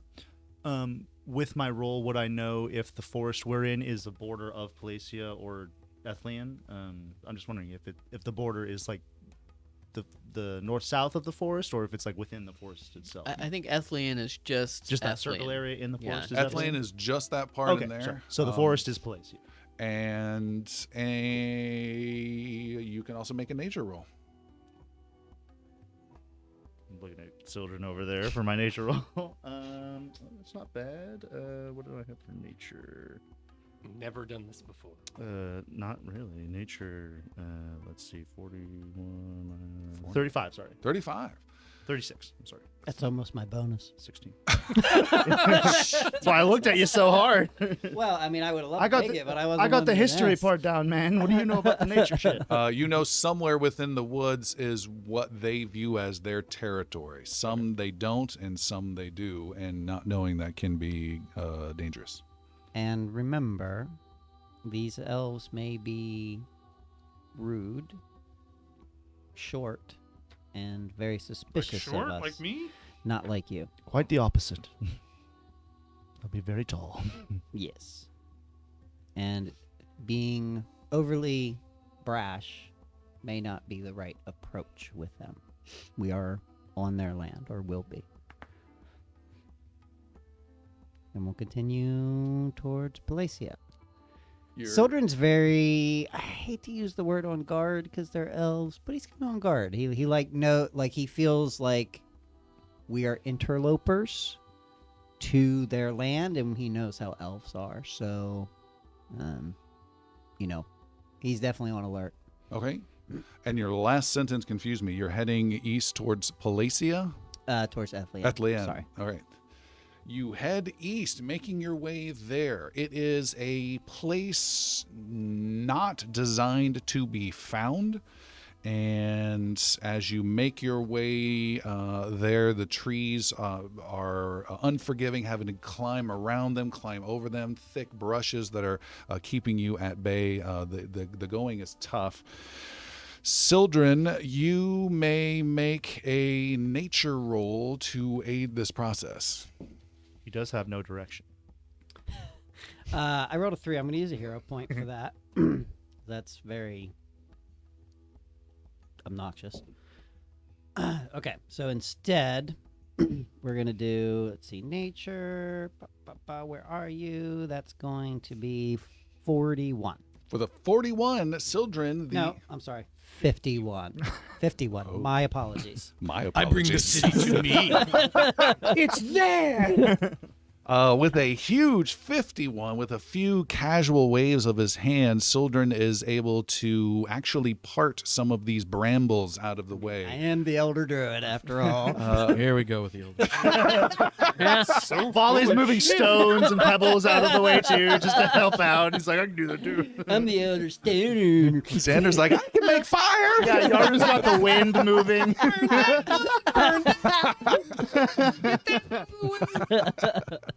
You are able to All the elements. point a path, find the path with ease, and with unerring accuracy, even though this place is not in any way designed to be found. They have magic specifically designed not to be found by outsiders.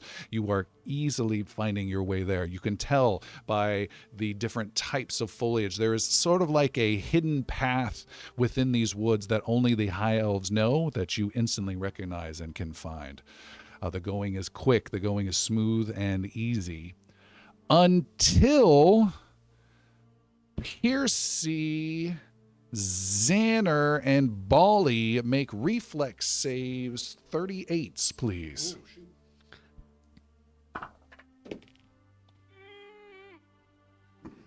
Center fails. I don't like failing in elf territory, so I'm gonna spend a hero point. It's not going to be good. 48. Okay, yeah, you're great. Yeah, not Super great. 34. 29. Almost. Almost critical. Critical fail. Bad one.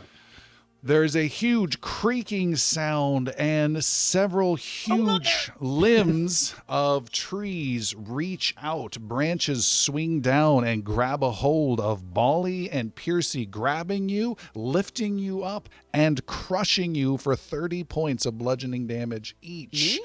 Not Piercy, I'm sorry, Xander and Bali. Xander and Bali. Piercy, you're able to roll out of the way and lift them up, and there are three slowly stomping trees with mouths that are very tall, vertical mouths with some jagged bark that open up. Their brambles and leaves are starting to fall as they angrily grab you and lift you up to their mouths, and we will take our break there. We'll be right back and see what happens here in the Elven Forest. Trees have several of our heroes, Bali and Xander, crunching away, Does lifting you up. Sildren recognize these trees? They are some form of treants, but you do not recognize which one. Why is nature attacking us, children? How Oh, King Druid over here. how is the disposition? I'm saying that word a lot tonight. Of treants towards druids, Elder. elder druids even. You can take a moment to figure that out. You don't even need to make a roll. However, your friends take 30 points of bludgeoning damage as you go through those thought processes. Talk faster! Would you kindly not me? They crunch you more and bring you further to their mouths. You don't know, but they are nature connected.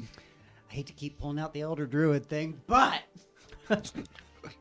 Sildren says in a I booming thought you were just voice, about to reveal an S, a big D, ED.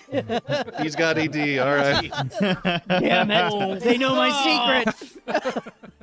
This is not what I had in mind. Hi, I'm Um, Sildren, the elder.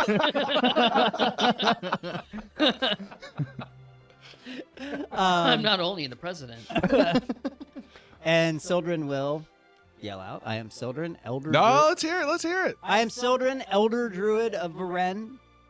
Treants, drop my friends. This reminds me of a Doctor Who They episode speak where he in goes, rhyme. Don't ask. Where he goes, we know who you are. that bit Oh, I from know, Doctor. yeah. Yeah. All right, Sildren, make a diplomacy roll -2 for that speech, please. Good luck, guys. 21. 21. Xander. Well, I'll give you guys an opportunity. Xander and Bali, what would you two like to do? Xander casts Fiery Body Okay. immediately, completely igniting myself in fire. And it is. Have you seen Lord of the Rings? Two Towers. Yeah, so what it's going to do is... Man, I just feel like I need to explain this. Xander turns into fire. Boosh! The large Flame! treant lets go of you immediately, and you fall, or does that form let you It fly? does let me fly. You fall an inch and then can fly. And I do. I fly. It backs away with creaking branches and leaves continuing to fall. I warned you. I will not burst into flames, but would you kindly let me go? But he says that with. You may also make a diplomacy roll. Cool. Straight roll? Yes. Oh, his speech was better. Yes.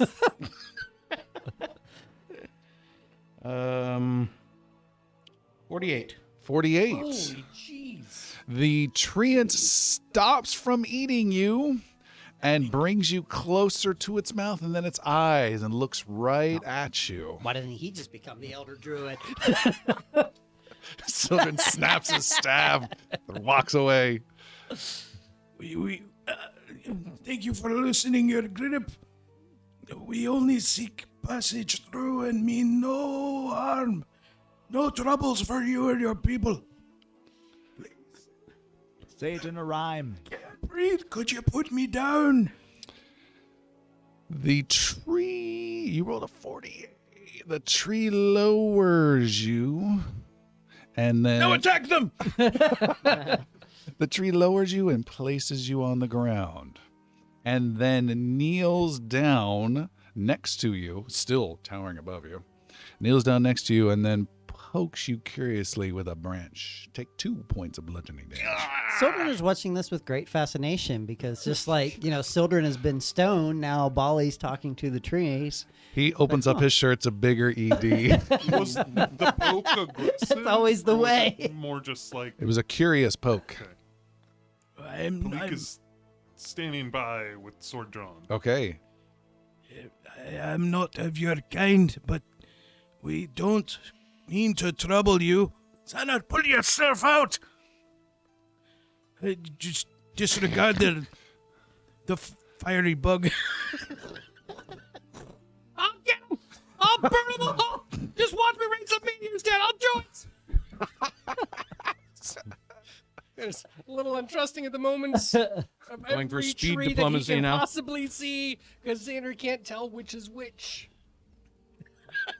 He's going up to random trees that are not trees. Fighting with, arguing with them, making diplomacy rolls. We are trying to find our way into Athelion to seek assistance. If you let us pass. Your tree is immediately annoyed and swats slowly at this firefly known as Xander, but it does not hit you, and turns to you annoyed as well, Bali. Is there Return others to your form, please, Xander. of the elven kind that we can talk It to? grabs onto you again, this time just by your leg, your stubby left leg, and lifts you No up. reason to be rude about it. He says upside down, this high priest. Pushing my beard back up. And it lowers Bali again to the ground, but upside down by a leg. And instead of letting go, though, it whips him through the air, through the trees, out through the canopy, and is gone Can Yaru to the east, I might add, though.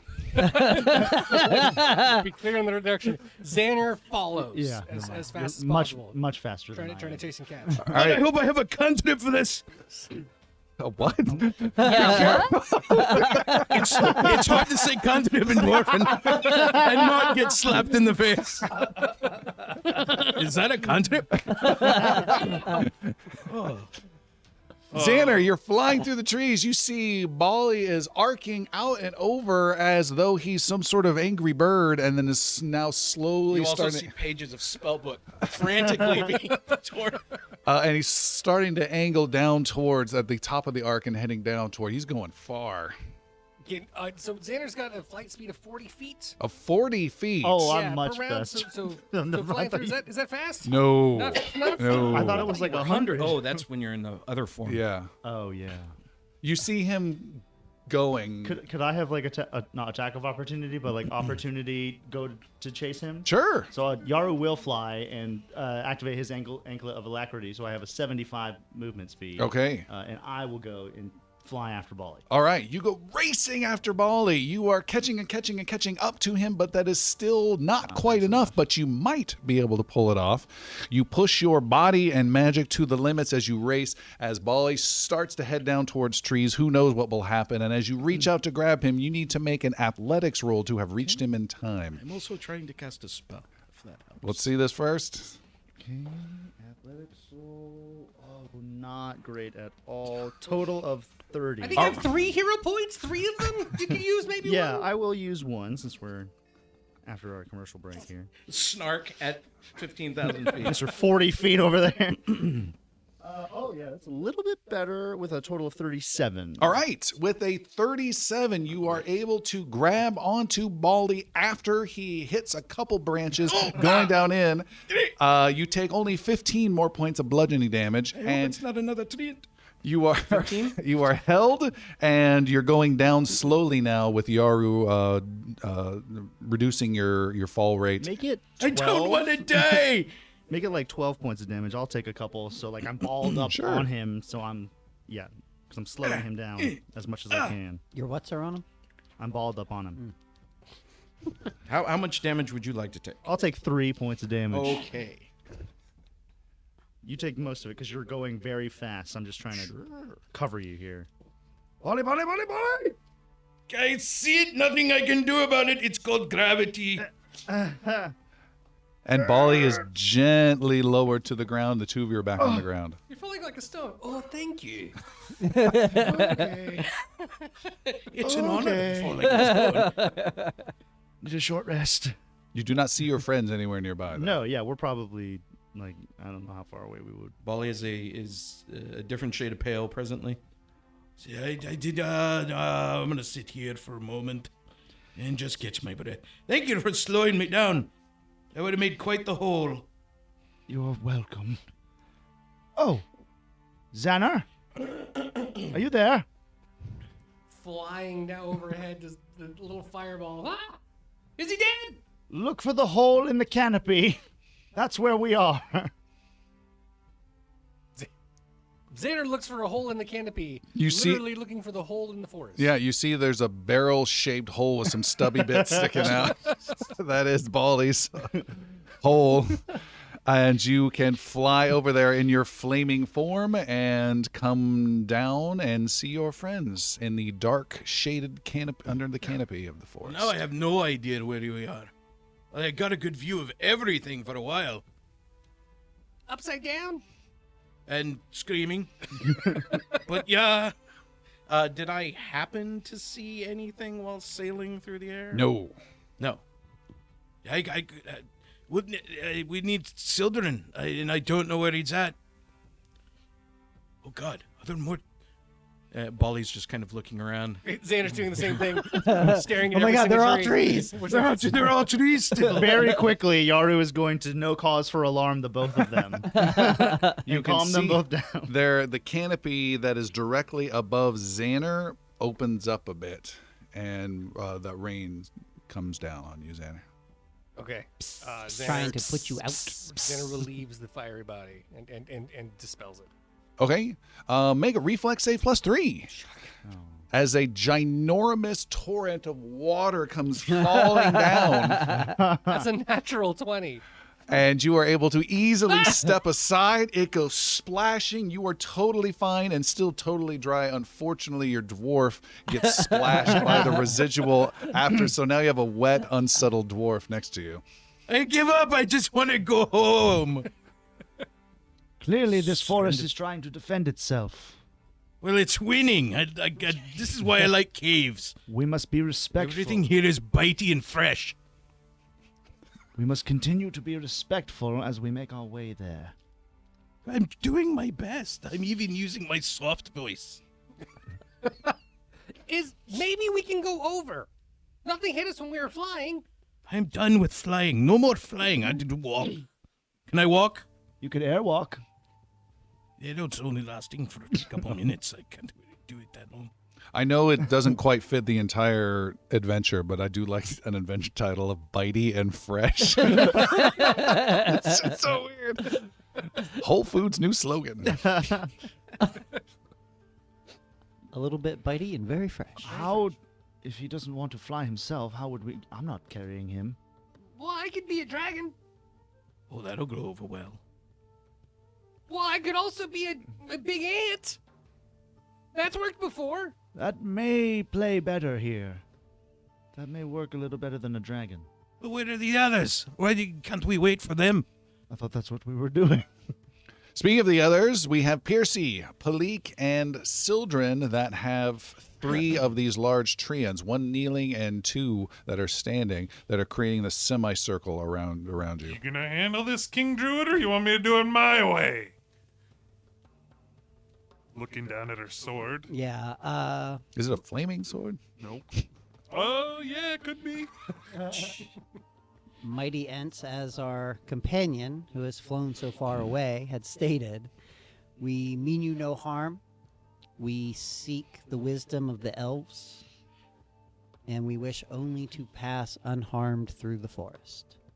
I will allow no harm to come to it while I am in it. My word is the Elder Druid.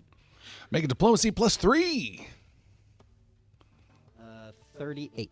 With a 38, the troll to your left who is standing... Tree. Treant. Did I forget to mention? The treant to your left also a troll. steps back and away. Another one to the right steps back and away. But the one that's kneeling reaches out and grabs you by the hand, Sildren. I would like to go by foot. And scoops you up gently and places you in his hand carefully. And then reaches out to you, Piercy. Hey. He will be fine. Go. Allow him, Pearson. Okay. He picks you up by your tail and lifts you up Hey, that's not how you grab me. and puts you in his palm next to Sildren. And then a hand comes creaking down of branches towards you, Palik.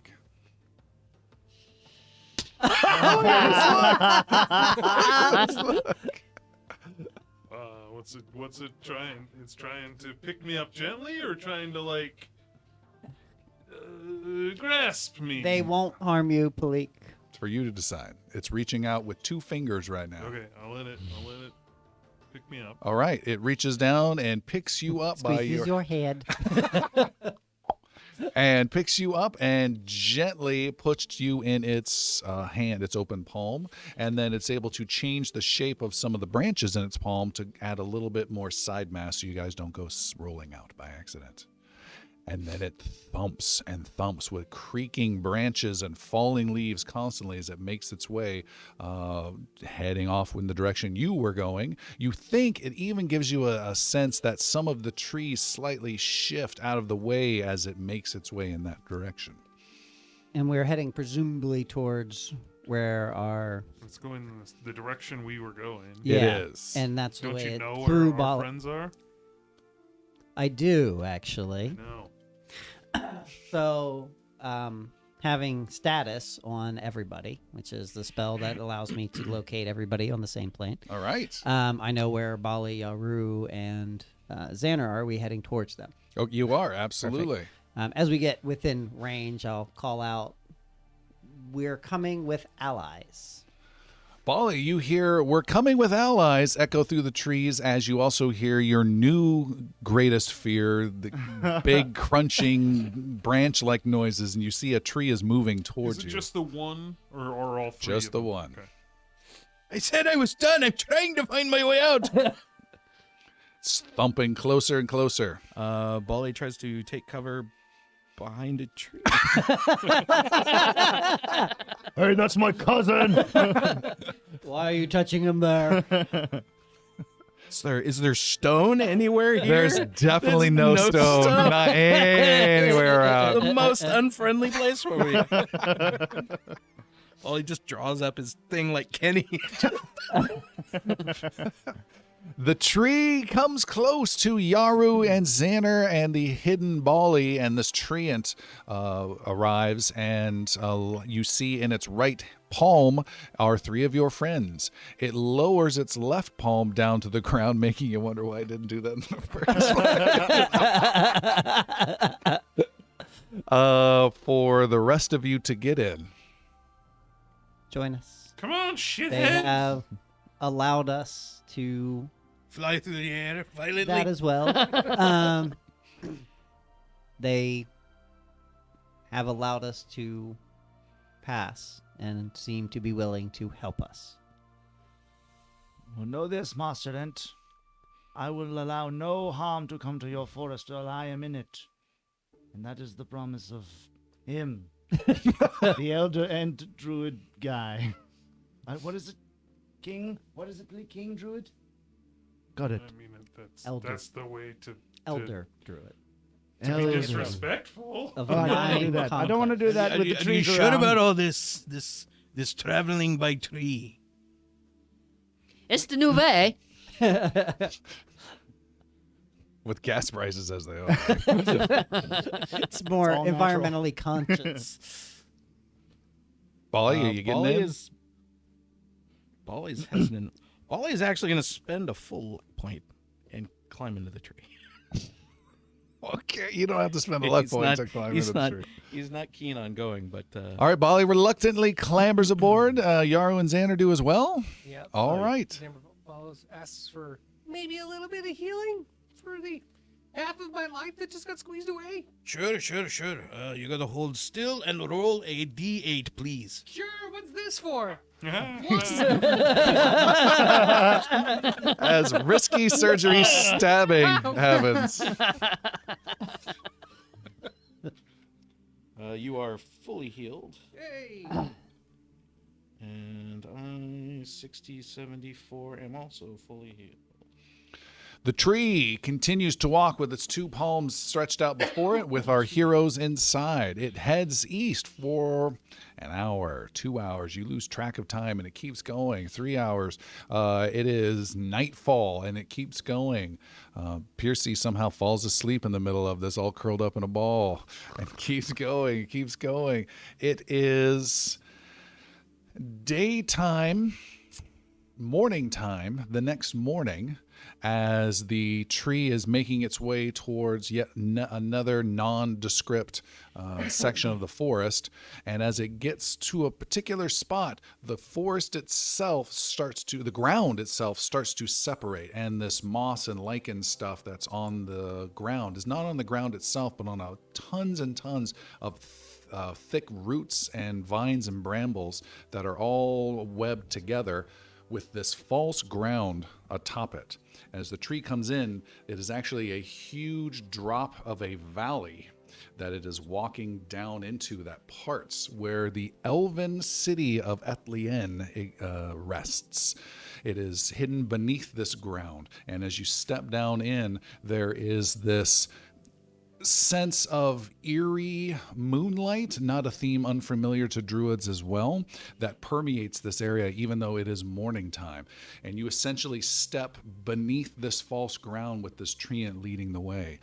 You see tons of buildings that have been crafted by the elves over many years. They have all been not carved or constructed. They've all been magically crafted over the years through the trees themselves, from old trees themselves.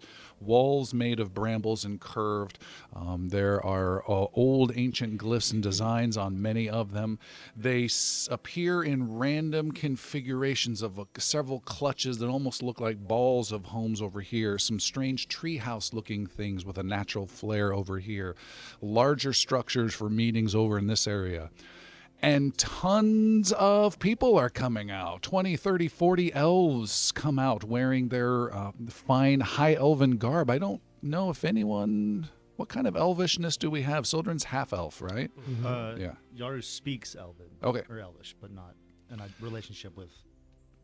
I don't know what type of elves they are on the mountain. I haven't really gotten there. Yeah, these are high elves. They have gorgeous features, long, strong cheekbones, kind of have a gaunt look, but also a beauty to them.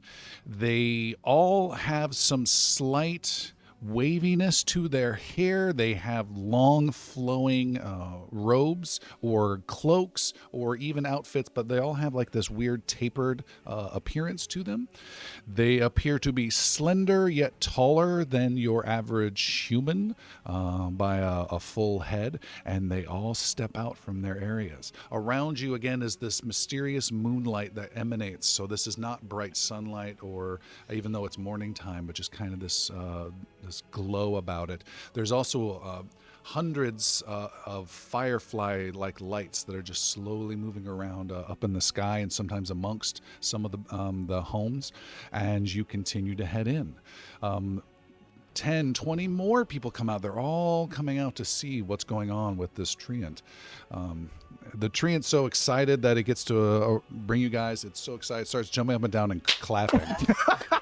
With the skeleton. Angelic. We're all dead. Everyone, 30 more points. High-fiving other treants. Look what I brought. It brings you in. You see there are two interesting structures up ahead. Far side of where you're at that it appears to be taking you is the largest building of them all. Some multi-tiered, multi-floored with window, wooden structure, but again, it's been crafted with thick branches out of a massive tree, yet still part of the tree at the same time that you're approaching. But between you and it is a central part of the entire Elven city. And there's, again, hundreds and hundreds of these buildings. It's huge. It's a huge valley that you've gone down into, a huge shaded moonlit valley, if you will. And in the central portion of this is a area with no grass, no moss, no trees, and just crunchy earth. Some dead plants, some stone, Bali, and then a tower that rises out with a symbol of a star with a sword cutting down through the top of it. There it is. The treant walks around that and continues taking you towards the large building. There you see there are a dozen other high elves that come out that seem even more impressive than the others you have seen, dressed in very fine garb with weapons sheathed but there, so swords on their backs or bows at their sides, looking regal but also poised. And as you come forth, this larger structure is a little bit raised, built into this tree and a little bit raised, a massive tree. The hands lower you to this, let's say a third store balcony where half a dozen of these elves are at, and brings you to this balcony. Sildren turns to the treant. Thank you, and may the blessing of Keth be upon you for your help, and touches them. And it makes this groaning noise of approval. and then Sildren will turn back around to the elves. You turn back to the elves. Ollie departs gingerly from me. He branches, clutches. You all get out, except one of you is still asleep, curled in a ball. Okay. Somebody wake Pearson. Somebody wake up. Just Paliko will kick him a little, not hard. All right. Like nudge him awake. Wake up, Ah, dummy. after you. It has a very earthy, woodsy smell, like you're at a great, garden center at some store with that mulch, that plant, that thing. It's just great smells. And you stand on this balcony with probably 200 elves behind you in this city main path, if you will, all looking up, and then 6 of these very impressive elves standing before you. One in particular stands forth, and he says, "I am King Olrindar. Who are you who have come to my kingdom?" Let me write that down. Greeting, King Olendar. I am Sildren, Elder Druid of the 9 Conclaves. I and my companions have on occasion or been known by the defenders of Varan. We have come to seek aid from you and perhaps your people. Both of these names are known to us. Sildren, kind of bows to Duh. that a little bit. Yeah. I should hope so. Xander will actually follow Sildren's lead on this one. Several of the elves, by the way, whisper to each other. Like bow behind him as well. Okay. Point to the sash. Oh my god, that cat is so good looking. Then perhaps you already know our purpose here. You are welcome here in this kingdom for now, and let us talk about your purpose. And he turns around without waiting and walks inside. As it pleases you. And he steps into his elven throne room just beyond in this balcony. Is there a particular elven custom that Sildren might know for how to interact with this? Yeah, make a society roll. Already the look Banner! of your opponents. Do you know how to do this? How to address a king? First of all, you don't say that out loud next to the king. I'm gonna use a hero point because that was a 3. And that was a 6, so total of 9. Oh my god. Society is. I am not. I live in the woods, people. You the do the same woods! thing to this guy that Xander did to the orcs. basically. Oh. The woods. I live in the woods. You have some really bad Can skill modifiers. Yeah. Yeah, like There's you're, some, like, Can Yaru put his hand down? Yeah. Real quick? Yeah, you can stop him. Like my society's okay. like yeah. 18 more than yours. Society. Yeah. Let's go with. How's your nature? 37. With a 37, Jeez. you see Taco Bell meets what the hell? I mean, you see Woods. Sildren I live in the woods. halfway through the Macarena when you stop him. What he's trying to say Kyle and silent. is, where did you come from? Where did you go? Where did you come from, Cotton Eye Joe? Instead, Yaru steps before you, and as the king steps into his throne room, which is made of very smooth, curved wood, and sits on a throne that is also very curved, lush wood that has been sat on by many elven kings before him, he, flings out the back of his cloak thing and then sits down to face you. He looks young for a king, but has a sense of age about his eyes. And as Sildren begins to make a fool of himself, Yaru, you step in front, and what great gesture do you do that impresses this king? I take off my shoes. I take off the anklets of alacrity. And put them to the side. Like Okay. any weapon, anything that looks like a weapon, I take it off. Okay. My hand wraps come off. All right. Remove your weaponry. It's gonna be like No? Bleak, we are you safe are in here. the presence Philippe. of a king. You've been there before. We are safe here, and Master Yaru seems to know the customs. This is no laughing matter. Xander walks up behind Palik, kind of pats you on the back, rubs his shoulder, and takes his staff and leans it on top of Yaru's things. It's okay. We'll be okay. Bleak puts her sword down, but definitely pockets a dagger into her sleeve. Okay. You can stand near it if you want to. Just take it off. Percy was standing just behind Balik, and after she puts her sword down, he just kind of from behind just kind of comes up and whispers, Does that say juicy loot?" say what? Juicy loot. Don't worry about it. Plausible deniability.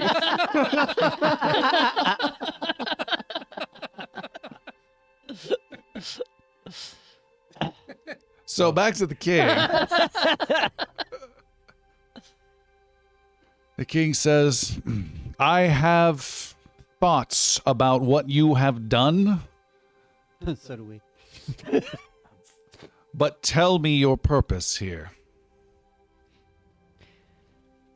Sildren takes a breath. Anyone else going to speak for him? Oh, Or is Sildren the go-to Somebody guy? with super high diplomacy. I could- Xander.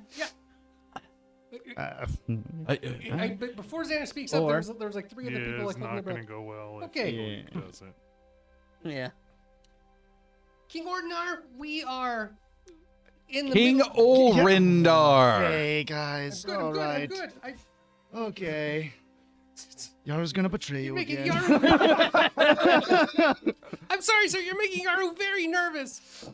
King Orindar, we are here because you are protecting a very, very great secret, and there is a threat to all of Varen from Scourgeonar, who has returned after thousands of years, and even from Illistel, though that seems impossible, he is growing in power, and the undead are covering the land. We have found that there is a message in each of the towers, like the one that you have in the middle of the city, that gives us information and how to defeat him again, left by the Scorial Guild. We were led to your city from messages given to us by the Feathered Sage, and through other passages that we have discovered to get here. Yours is the last tower that we need to see. What we ask for is entrance into that tower to get the last message that we need so that we can take the fight to Scourgeonar and defeat him once and for all, so that he will not reign with all of his undead army and destroy all of life in Varen. It's the only reason we're here. Your city is lovely, but it's obviously protected. You do not intend to have visitors here. We're not tourists. We have one goal and one goal only. Can you help us? And how many times have you said this same speech to other kings? For I've heard much of you defenders, and our new elder druid. I have heard of the chaos that you leave in your wake across the western kingdoms, towns on the isles left destroyed. I hear tales of the entire nation of Iveron falling in a war that you have some great part in. I hear tales of dragons of fire destroying cities that you have direct roles with, and dragons of ice as well. Everywhere you go, there seems to be chaos and danger. So again, I ask, how many times have you said this to a king, and how many times have they regretted it? My king. And Percy takes off his tricorn and bows. And as he stands back up, he Sildren's cringing. yeah, As soon as he heard Piercy's voice, oh God! he unwrinkles his halberd and like is obvious, like making obvious motion to the symbol of the Give him a wolf. spit shine. I a personal yard to our King Phaon of Navarre. I believe I could speak for him and say we're not the cause of the things you heard of. We were the answer to them. The King of Navarre, he trusts us. The Queen of Calivier, she trusts us. The people of this great land, they trust us. I don't know of what you heard or who you heard it from, but we are not the ones causing the trouble. We are the ones fighting it.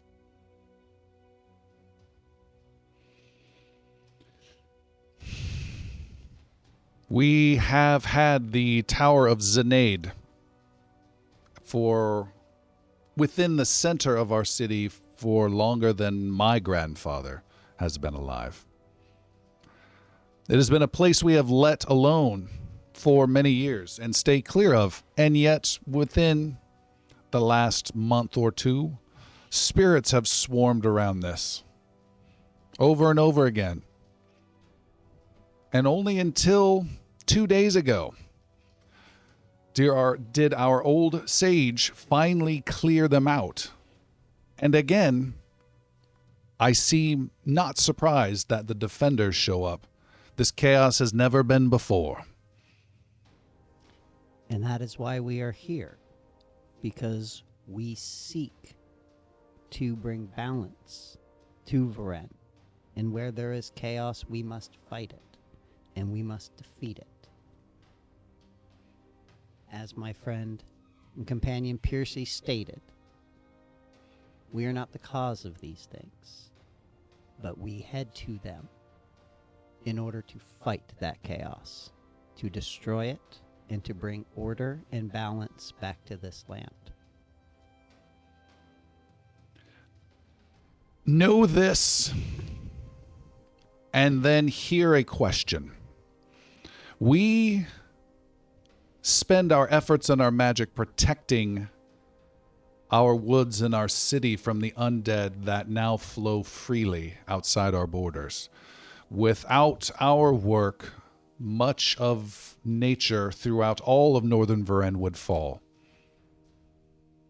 This has consumed our lives this last year. We put everything we can and every bit of magic and heart into protecting our city and nature here. I am not convinced that you are not responsible. And I would have nothing to do with you. Your Grace. But my question to you, he says to Sildren, and you alone, what would you have me do? Continue to defend your lands. Continue to fight the evil you have. Allow us passage into the tower to gain the information we need, which will bring an end to the evils that you face. Then that is exactly what you will get.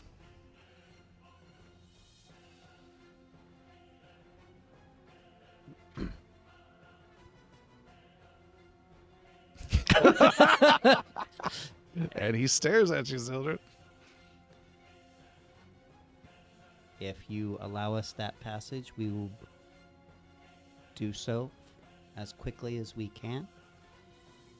Aid you in whatever way we can. And continue to fight the chaos as we have. And end the threat to this world. He motions for one of his elven counselor / guards to come in, and he then says to all of you, you may seek the Tower of Zenaid. I fear the outcome, as it has not been disturbed except by these spirits. I'd recommend you pay a visit. He points to this young elf. Our sage, Savaris, who recently dispelled these spirits, for any information he may have. And let me know what else it is that you need, Elder Druid, so I do not have to wait and worry about whatever demands you require. I would not presume to demand anything of you, King, but I would beseech your knowledge on one more thing.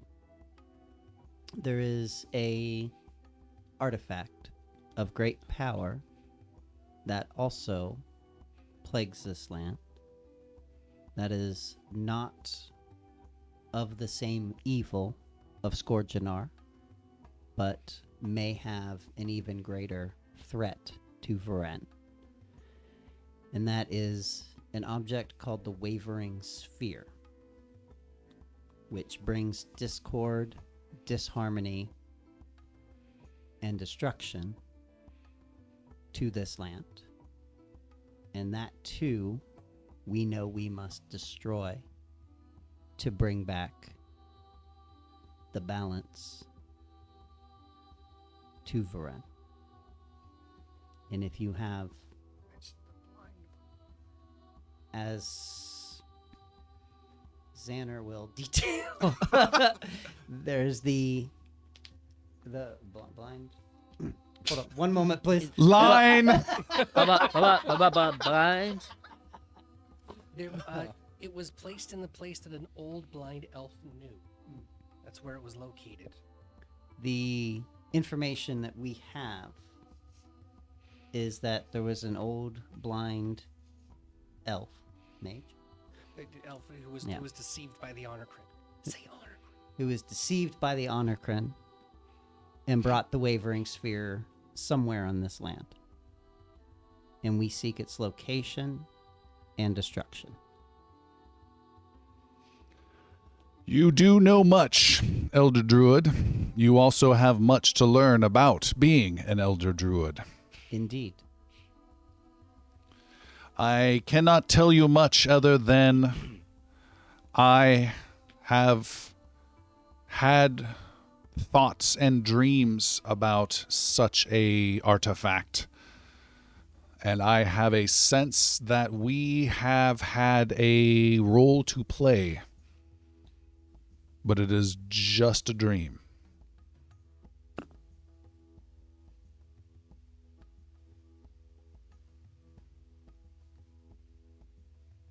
And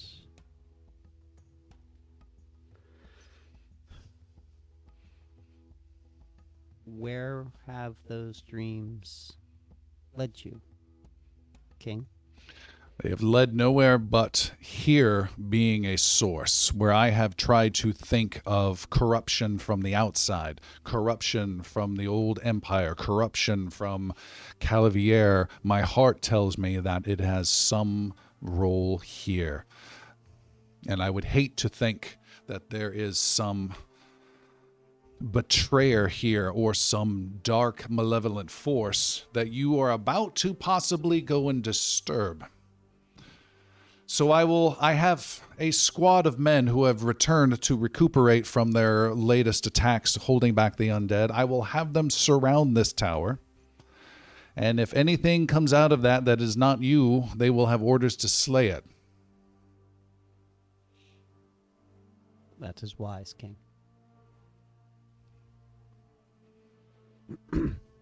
May we speak to your scholar? Yes.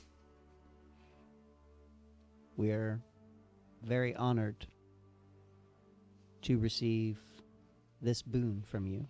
And I am honored to serve the Elder Druid. Silder will bow to that. He does not. I wouldn't expect him to.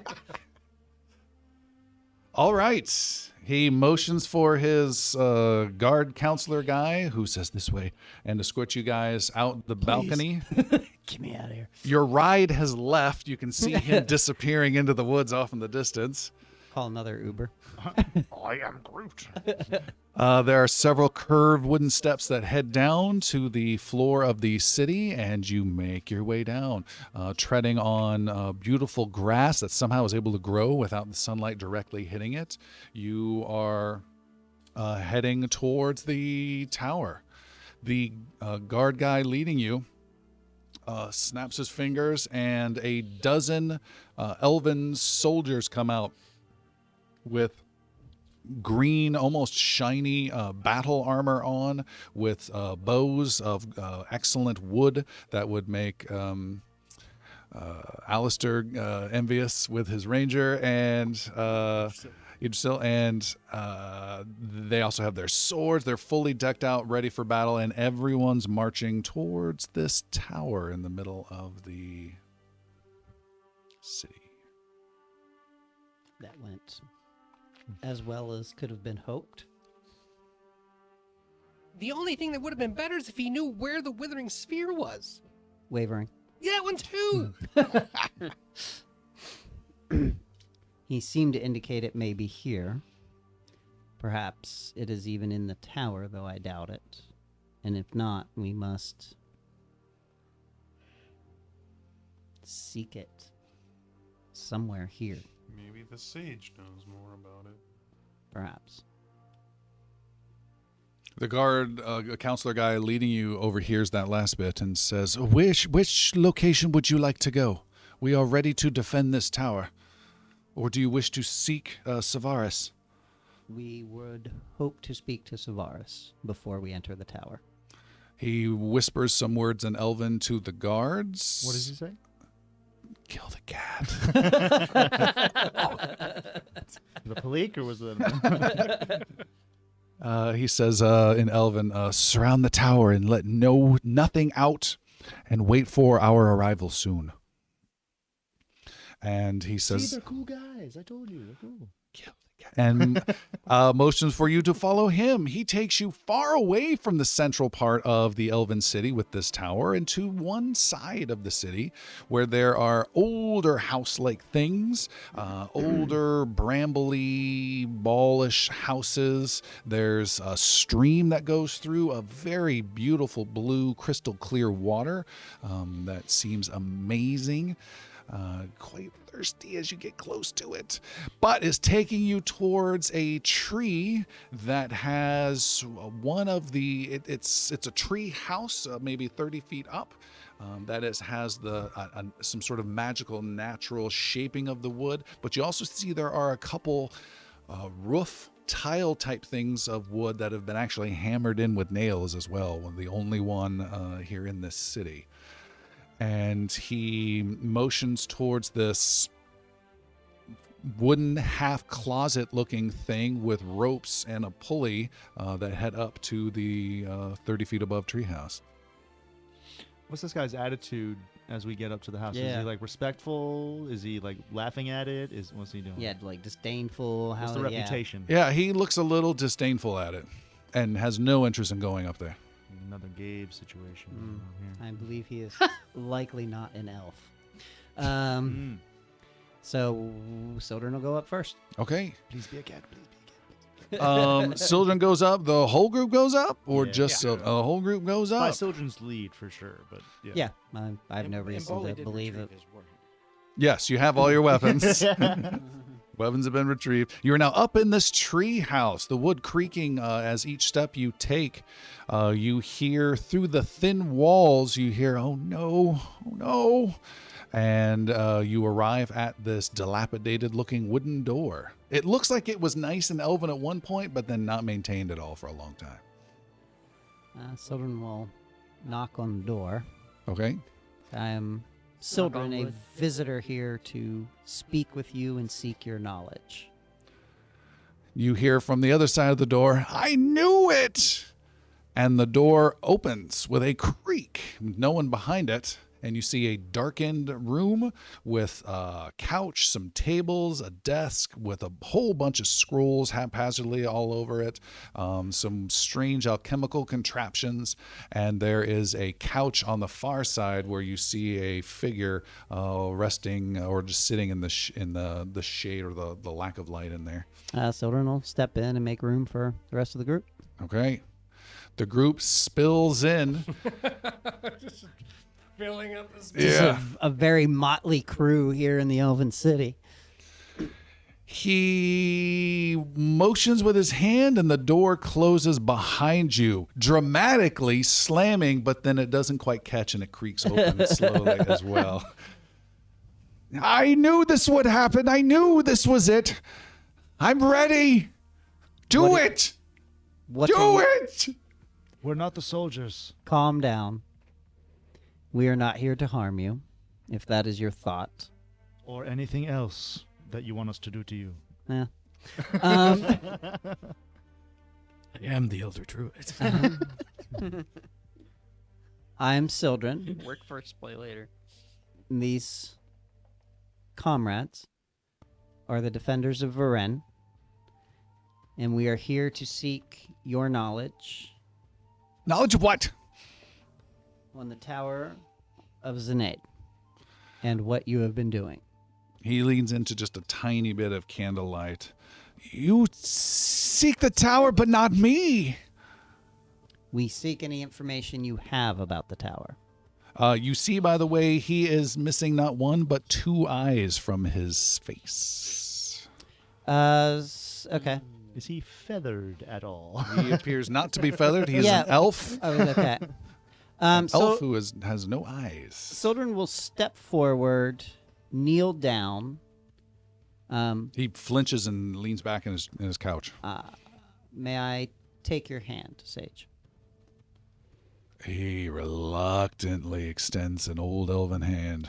So he takes his hand and sort of lets him sort of see who Sildren is. Okay. We mean you no harm. We understand you have been battling the spirits that have been coming from the tower. And failing? The king has actually spoken more highly of you than that. I doubt it. You would be surprised. I would. Indeed.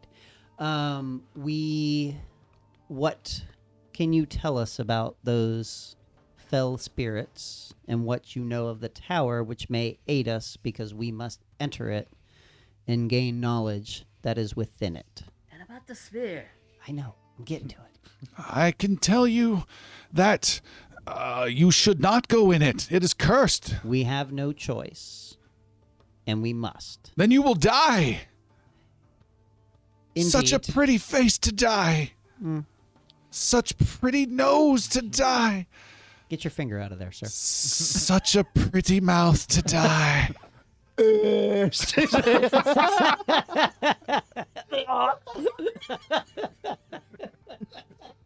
So pretty. This wasn't in Ray at all, was it? Wait, that's not in the script. Touch the sockets. Touch the sockets. Lauren? Such a pretty belly button. Um, Can I rub your tummy? just a little bit. I'm also deaf. You don't need to say anything.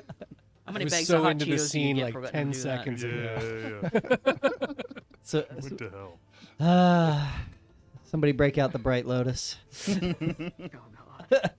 It is cursed. There is no way in, and it's been haunted recently, but now not. You have done well to defend your city from the evils that have come forth. I have failed in every way. Well, we are here to succeed, and we shall not fail. Not. What's he mean by that? Now not. Now not haunted? It's not haunted anymore. They left. But not by your hand. No. Okay, we've got to do this quickly. What do you know of the Wavering Sphere?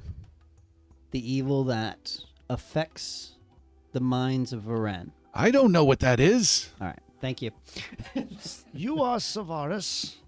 Yes. You can help us more than you think you can. The help of a friend is greater than the strength of the individual, and you have proved yourself strong enough for the king's respect. Help us now. Search inward. What more can you tell us of the tower? What type of creatures were coming out? No creatures. The only creatures I've ever seen have been these spirits, and they left 2 days ago. I've never seen anything before, but anyone who goes near it is plagued by bad dreams. Everyone keeps a wide berth from it. Why did you think Veer after you? What were you speaking of? Did you think Veer coming to do something to you? Yes. What? To kill me. Why? Because my mistake. What was your mistake? Helping those golden warriors. Uh-huh. And what did you do for the honor crin? Yeah, Yaru gives a sharp look at each of the party, but Sildren's Yeah. He flinches. It's okay. Listen. Hold on, we're looking intensely. We We can got 6 people to look at. we can undo what you have done, but we must know how you aided them so we can undo that evil. That is what we are here for. Is it in the tower? No. Where is it? I I don't know what it is, but I know it was not good. But I didn't know then. That's fine. Where is it? They asked for...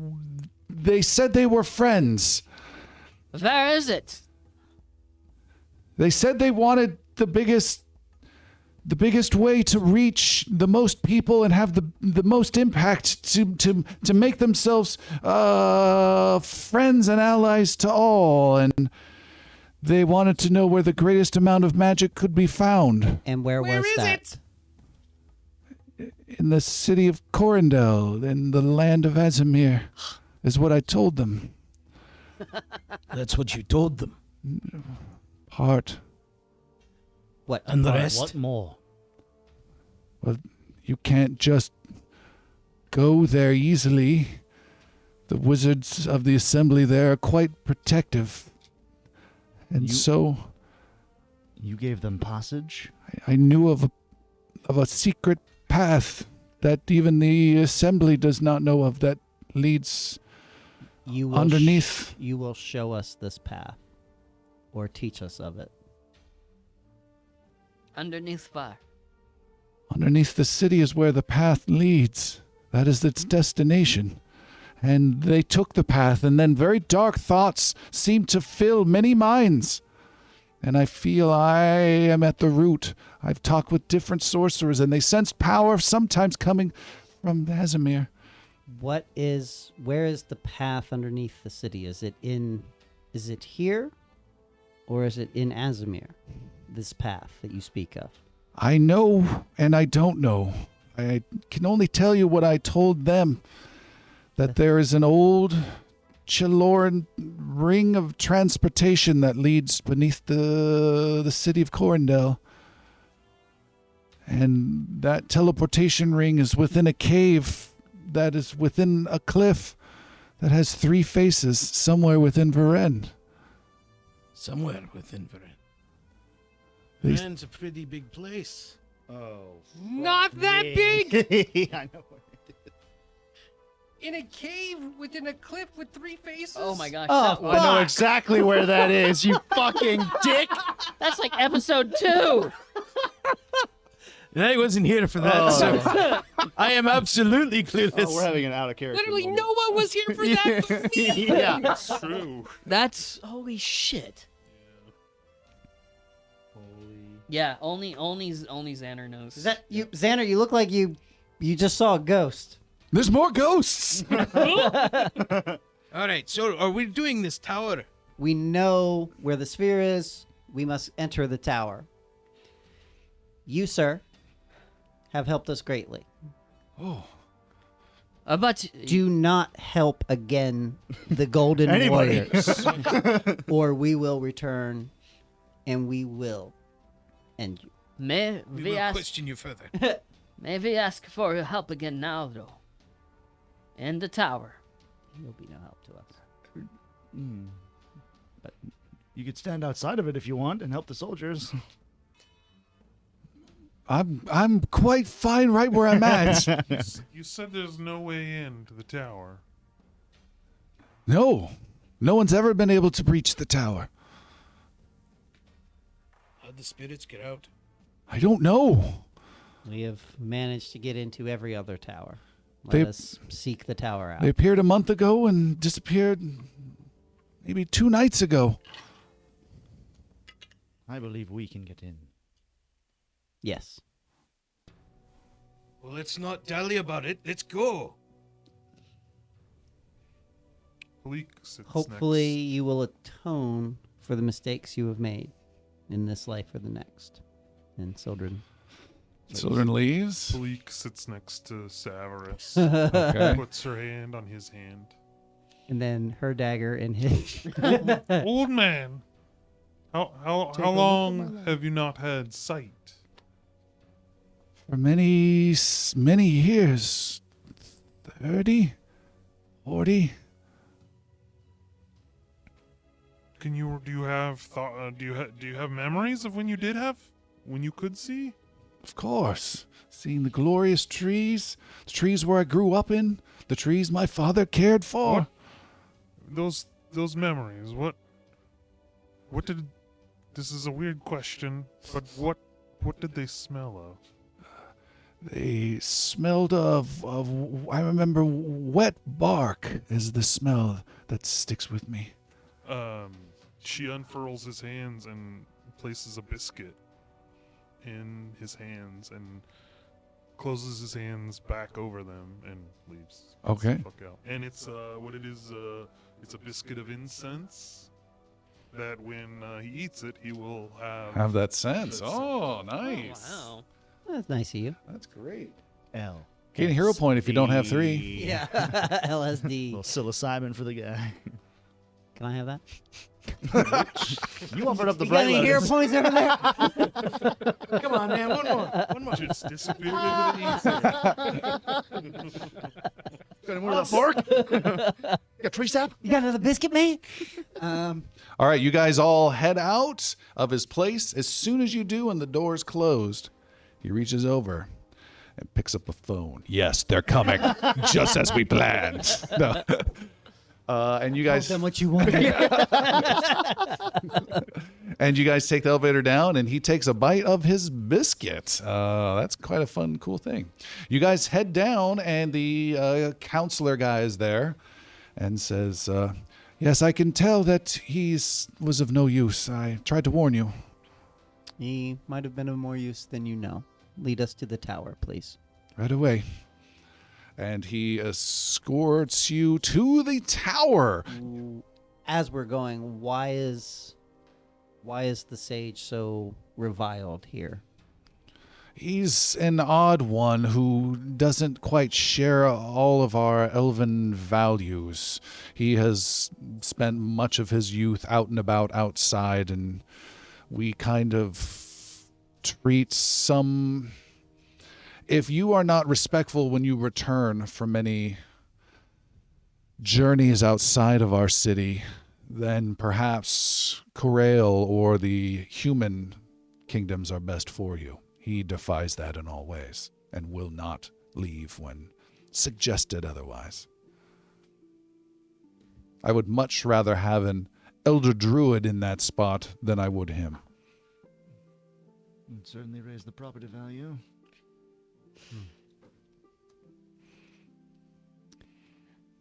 In face of the kind of disregard for the other, for the sage, Sodern doesn't acknowledge that. Okay. Just kind of lets that slide. I don't really want to get into... All of that? All right. Yeah. You guys are before the tower. It stands over you with dark gray stone, very harsh and sharp tops. It kind of has just a foreboding or thank from Middle-earth type vibe to it. It has that big symbol, has no windows of any kind, and has a door. This is the 8th tower of Skordrenar you have ever come across, and quite possibly the last tower of Skordrenar you may ever come across. You stand before it. No person, every elf of the city has been told to hide and stay away, keep their doors closed. There are a dozen warriors who look a little apprehensive that are circling it in a wide circle, and then our 6 heroes stand before the door.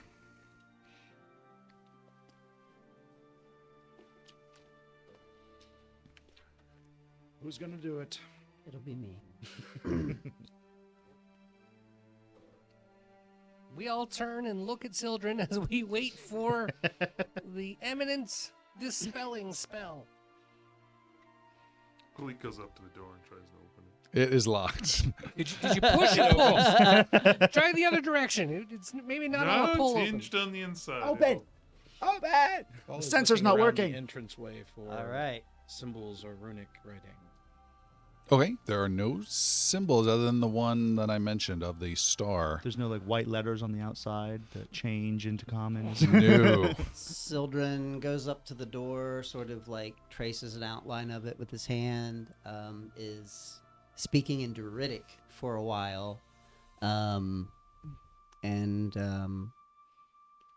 basically asking for a blessing of Keth on this particular. To unseal the door. Yes. Okay. And then Make a counteract roll of your spell casting, spell attack modifier. yeah. Well,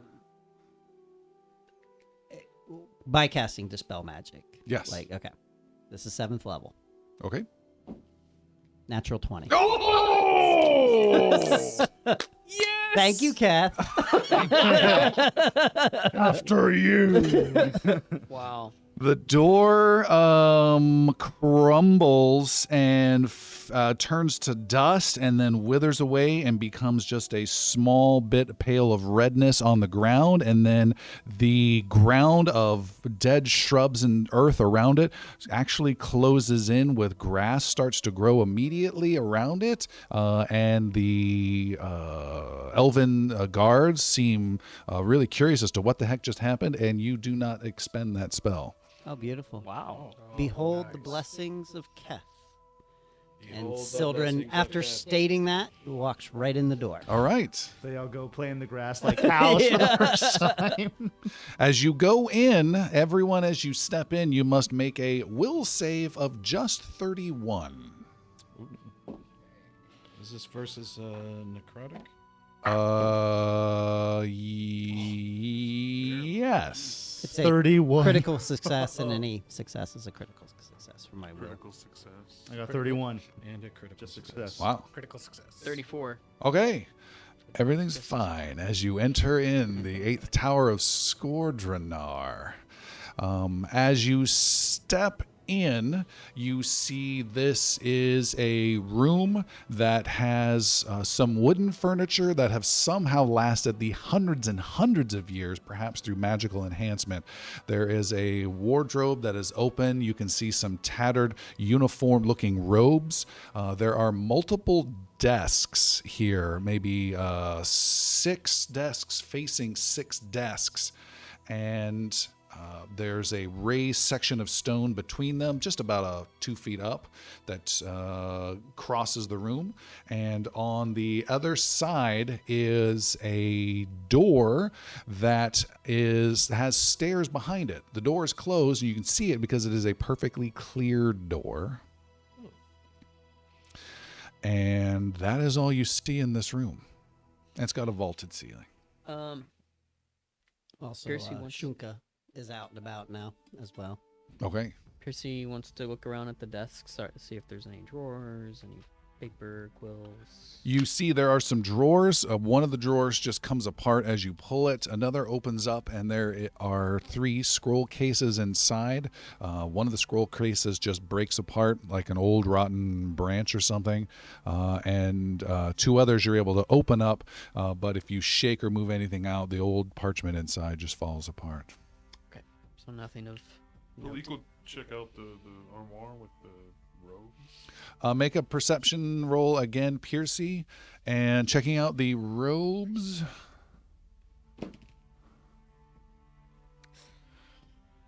29. You're fine. Yeah. With a 29-0 with robes, you do see something in there that is standing out in quality compared to the others. Hanging from a small hook is a small band or possible sash of cloth. Is it red? Okay. With her knowledge of tailoring, what's this? What's give me a little more information. You can make a crafting roll. Ooh, I'm gonna use a hero point because I rolled a 3. I rolled a 5, so 30 total of 30. You have no idea. She'll take it anyways. Okay. And we'll try to. Will it be possible for her to inspect it further, maybe in the light?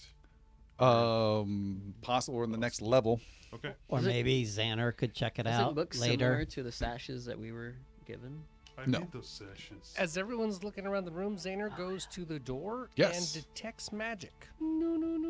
You detect magic, the abjuration type, if I remember correctly. You also see there is some metal contraption on the left side of the door with some words, and a metal contraption on the right side of the door with some words. Xander looks to read the words on the contraptions. There are words written in Chaloran that only Xander knows. And you don't have to write this down. I will hand it to you, Xander. Okay. Which side are you looking at? Starting with the left. Left side. It says 7,776 letters, 1,296 words, 216 paragraphs, 36 pages. How many books, my young students? Wow. And And- underneath that are 3 numbers that can be rotated and moved So like like a combination lock. Got it. Okay, cool. What are those numbers? They're all at 0 currently. Can you repeat? I'll give it to you. Okay, cool. What does it say on the right? Right message is 18, 15, 19, 14, 20. These numbers are like an ocean. Which is next? And you may each have one. Stupid riddles. Yay! And just change the word in the first question to book. Should be book instead of word. 13. How many book, my young students? Or books? Books. Okay. I'll take your word for it. Was there also a combination lock on the right side? or- Yes. Yeah. It's 13 for the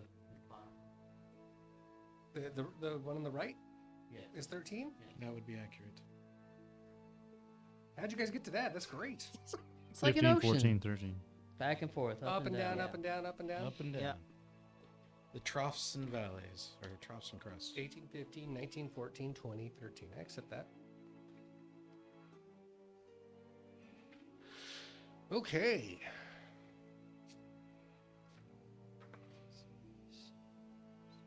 $36, 2016, 1296, 777. Also, anyone who is trained in occult, I need an occult roll if you're trained or higher. Tom, did you say this last one says how many books? How many books, my young student? Natural 20 for occult.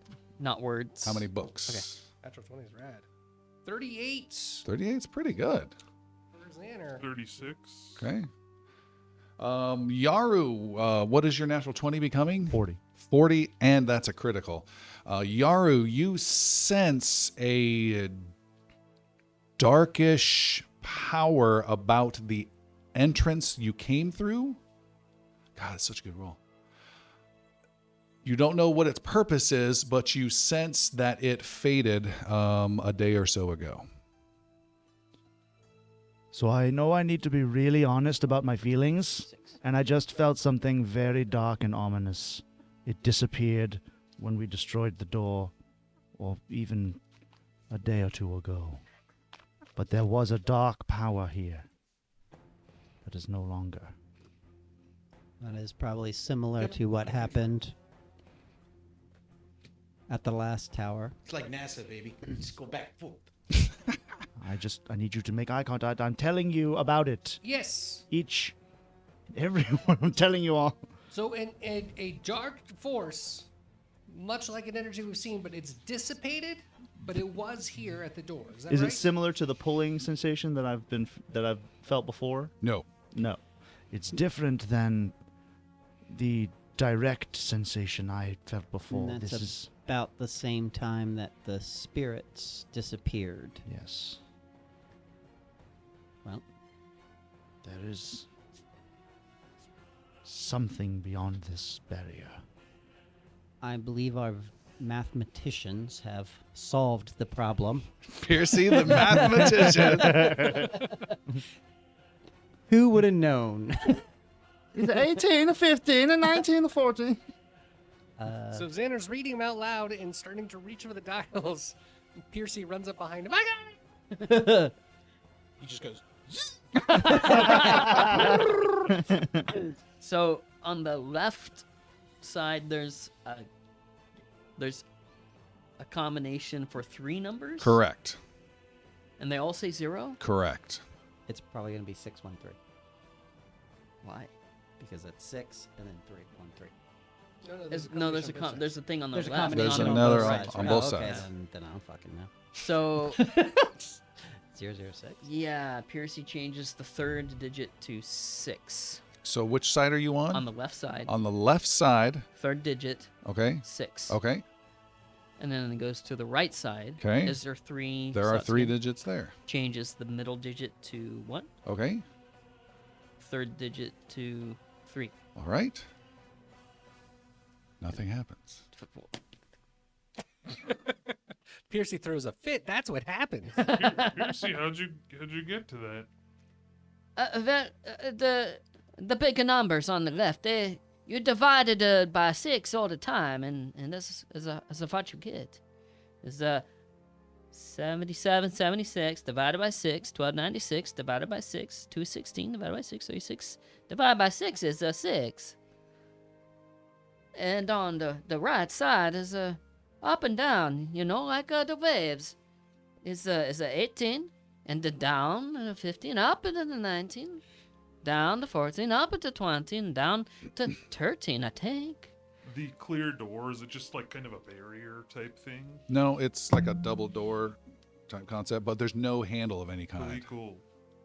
Go up to it and like push on it. There's a white light that hits the seam of it, and there's a little sparkle crack, but nothing unusual happens, but the door swings open. Yeah. Sildren's cackling in the background. Good job. That was awesome. I wasn't trying to be a dick. Turns out I was. But Please, go ahead and get a hero point if you're not at 3. Come on! I actually did use one. So take a 3. Yeah. Wow.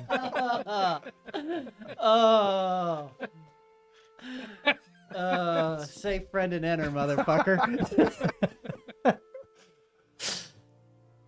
All right. Walking Piercy, through. Head down the stairs. It's crazy. The stairs go up. Up the stairs. I'm as sharp as my sword.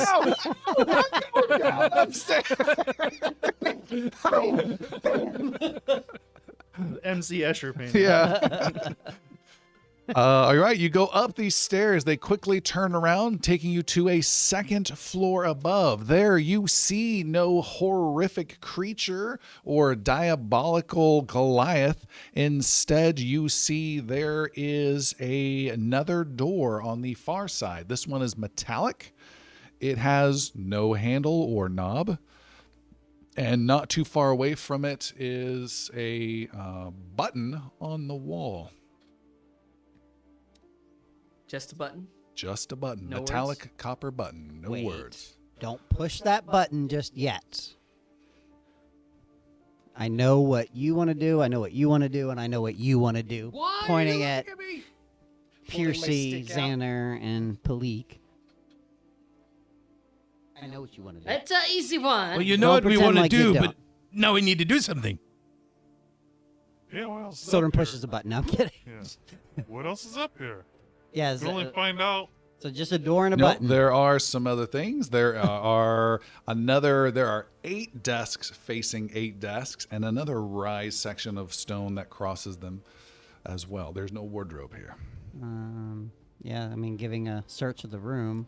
Yeah. See what's in the desks. Okay. You see some scroll case type stuff that also destroyed in your hand, and make a perception roll as well, Palik. May I as well? You Let's have may. a searching.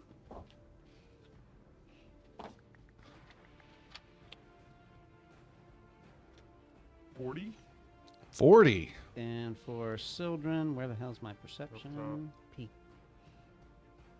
26 plus 19 is going to be 45. And don't forget, you are blessed with +1, should you choose to use it. Right. 45. You make a perception roll, Bolly. I didn't say anything. That'll teach you. Should have kept your mouth shut. Perception 39. All right. Well, give me 40. 40. 45. Okay, wow. Do you want me to do one? They were searching. We need someone to fail. Older comes out. That's probably true. Sildren, you find a scroll that is scroll case that is intact with a magical scroll contained within. Hand it to Xander. Check this out. Falls apart in his hands. No! Xander will carefully open the scroll case. Okay. Look at it. You can identify things pretty quickly, right? Yep. And like in 3 a hot actions, you're gonna, second. yeah. All right. action. You need to make an Arcana roll. Do I have to make the roll, though? It's up to you. Use the assurance. I'll go ahead and roll for it. Pretty rad. 46? I'm still defeated. Yes, you succeed.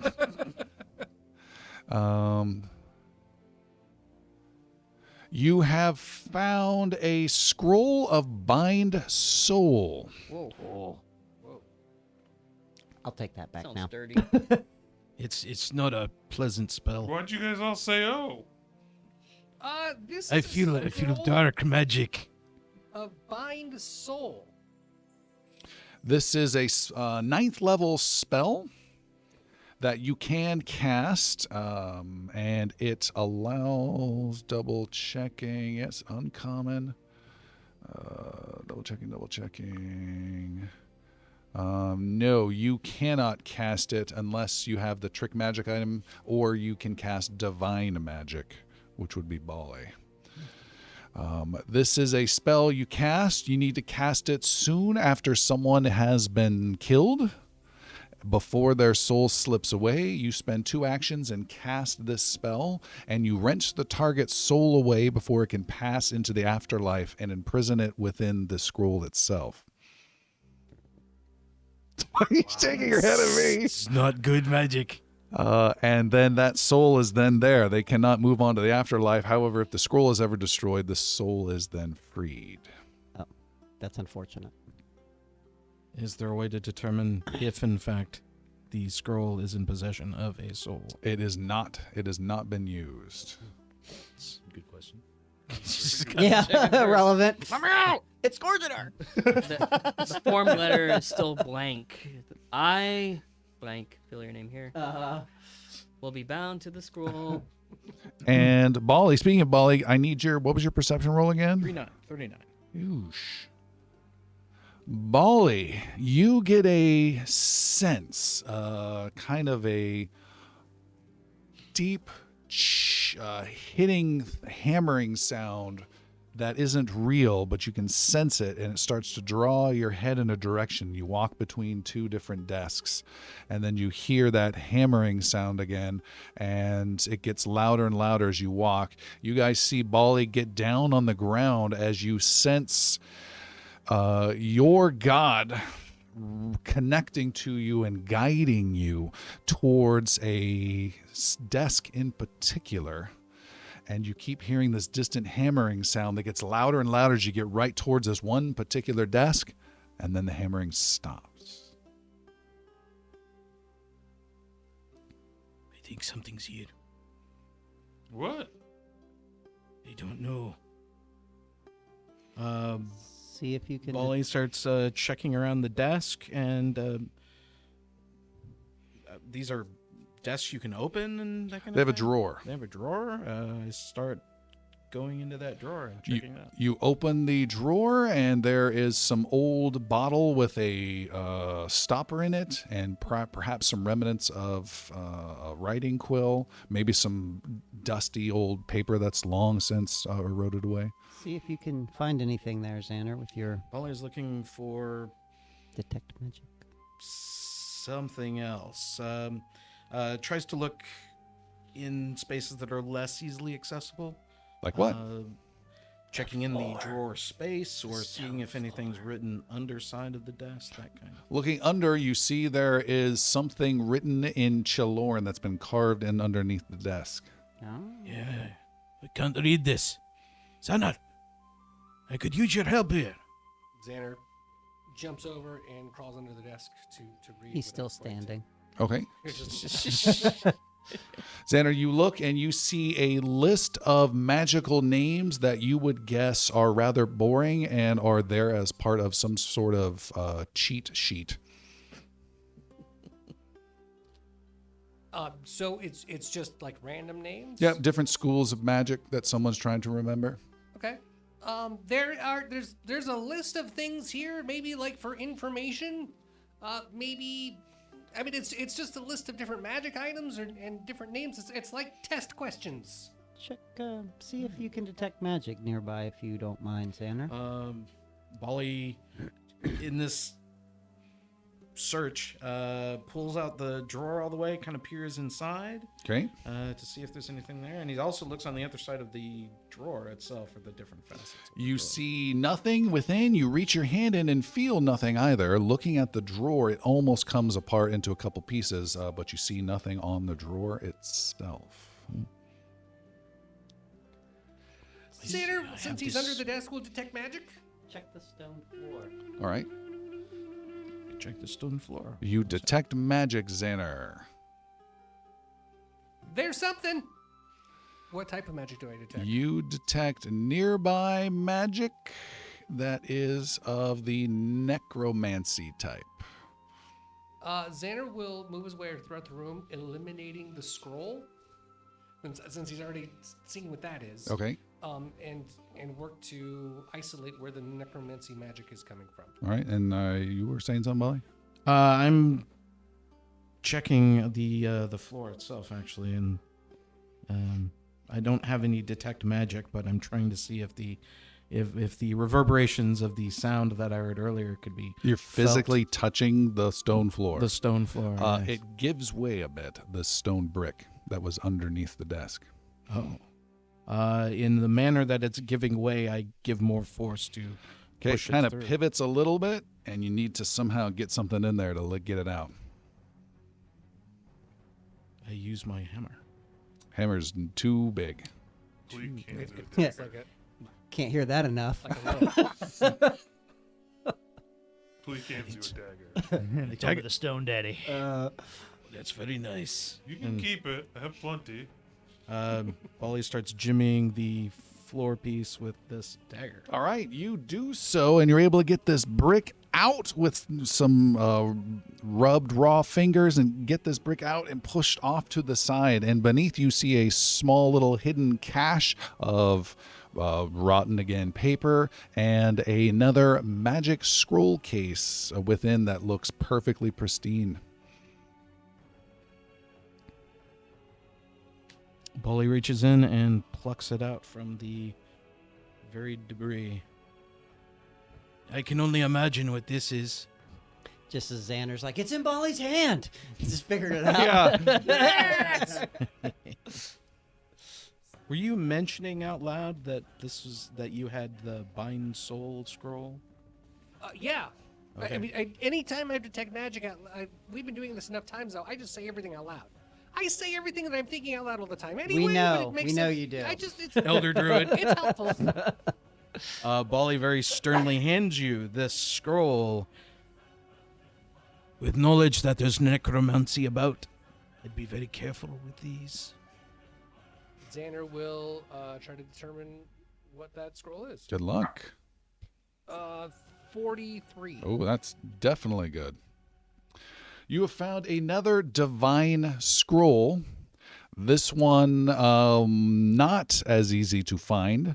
And this one The other one's easy to find. Bind soul. and this one quite interesting. It is called Raised Dead. Oh my god. This is a scroll that can only be read by someone who has divine casting. You cast upon a creature that has died within 3 days, and it returns them to life. It takes 10 minutes to cast. This is not an in-combat scroll. They return with 1 hit point after those 10 minutes. No resources of any kind, so no spells, spell slots, no pools, nothing, no hero points, nothing. In addition, they are clumsy 2, drain 2, and enfeebled 2 for 1 week. And then after that, they're back and alive. with one requirement. The creature is also permanently changed by its time in the afterlife, such as a slight personality shift, a streak of white hair, or a strange new birthmark. Okay. Intriguing. Maybe a new accent. Here's Wouldn't be so lucky. the fun part of the spell. What level is it? Level 6. They should have been able to cast years ago. Wow. That's some potent magic.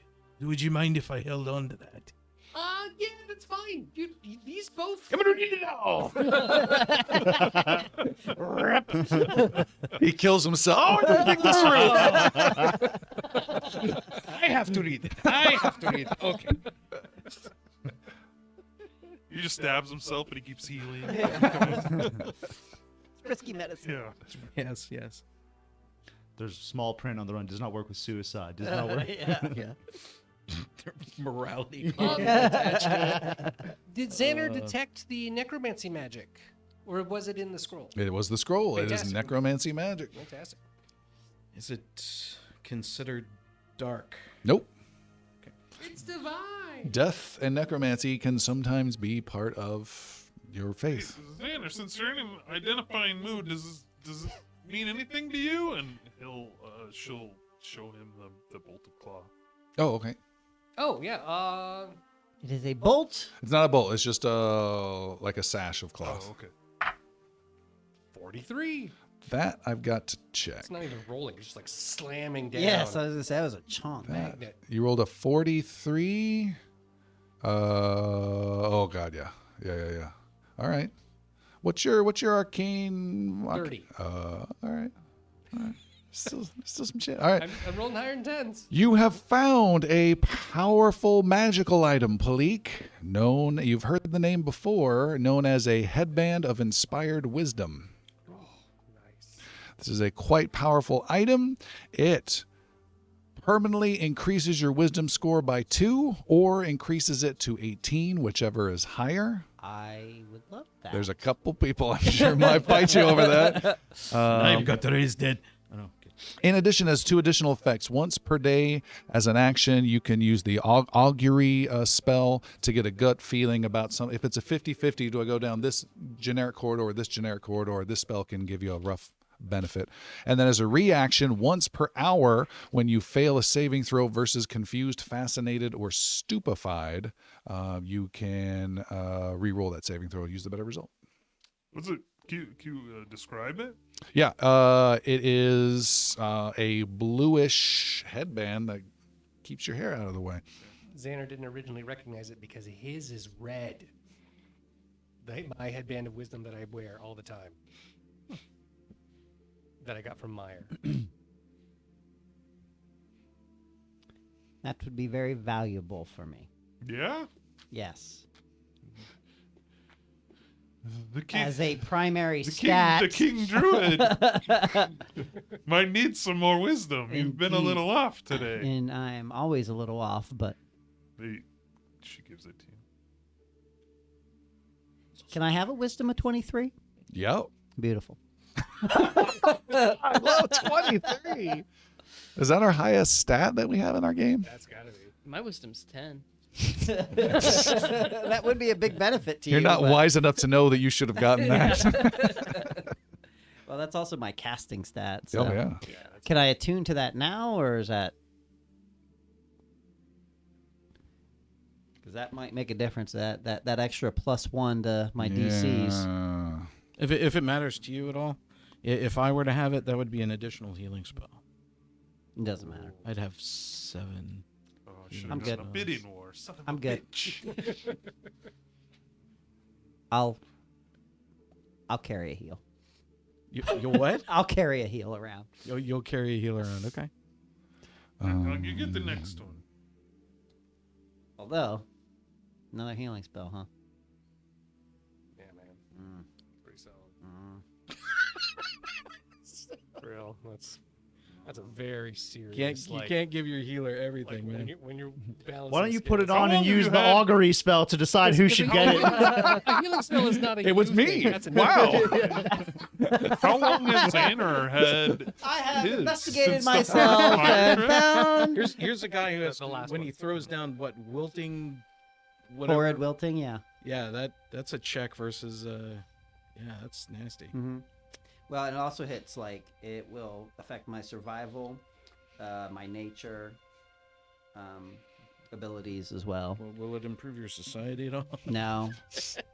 With the headband of wisdom, Xander jumped from a 14 to an 18, so it was a huge boost.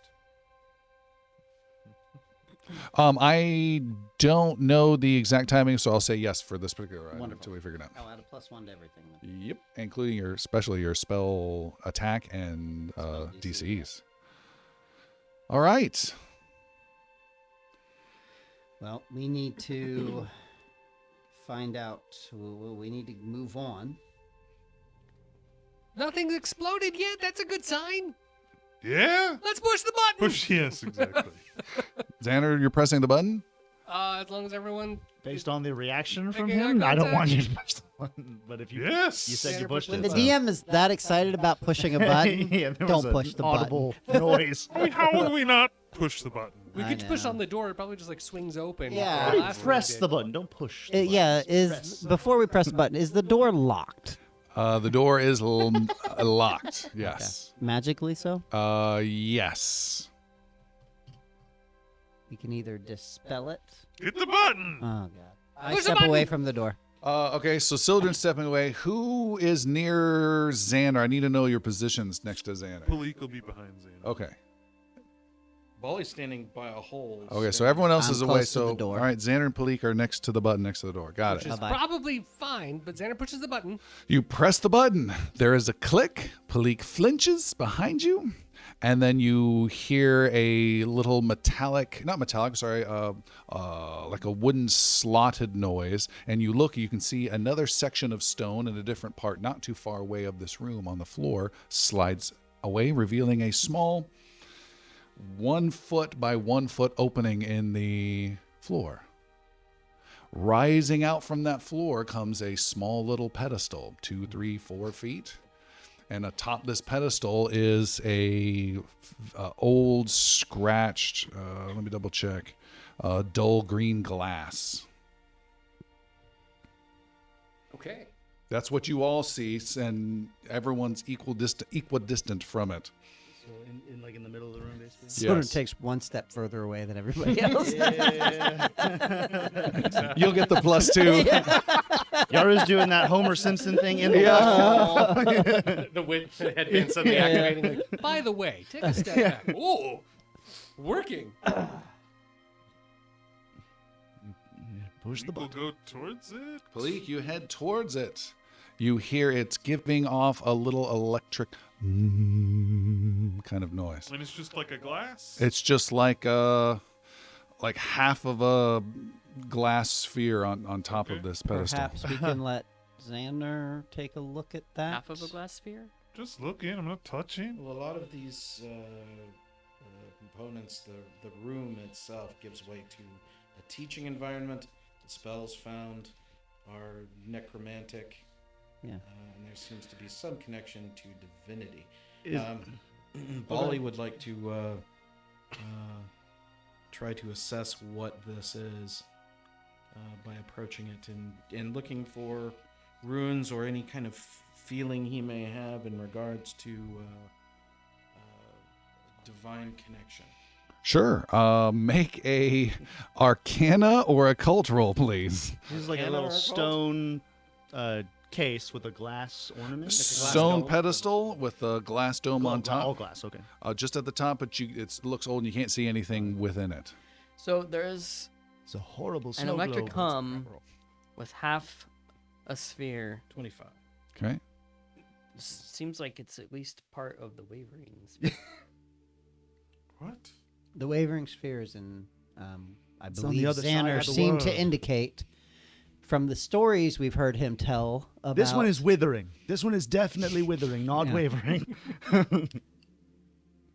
Xander, You see nothing. By the way, Molly. No. don't want to touch it. Yeah, Xander will make a Arcana check Do you guys? to okay. investigate to see what he sees around the pedestal. So detecting magic, like Okay. there's magic there, right? Make a roll. Roll. Wow, 46. With a 46, you detect this is magic, and particularly the glass piece on top, and it is enchantment magic. Ooh. The green glass is enchanted. Is it enchantment magic that's causing that? It's very strong. Is that the good kind or the bad kind? We just want to go through the door, right? Yep. How much tinkering do we actually want to do?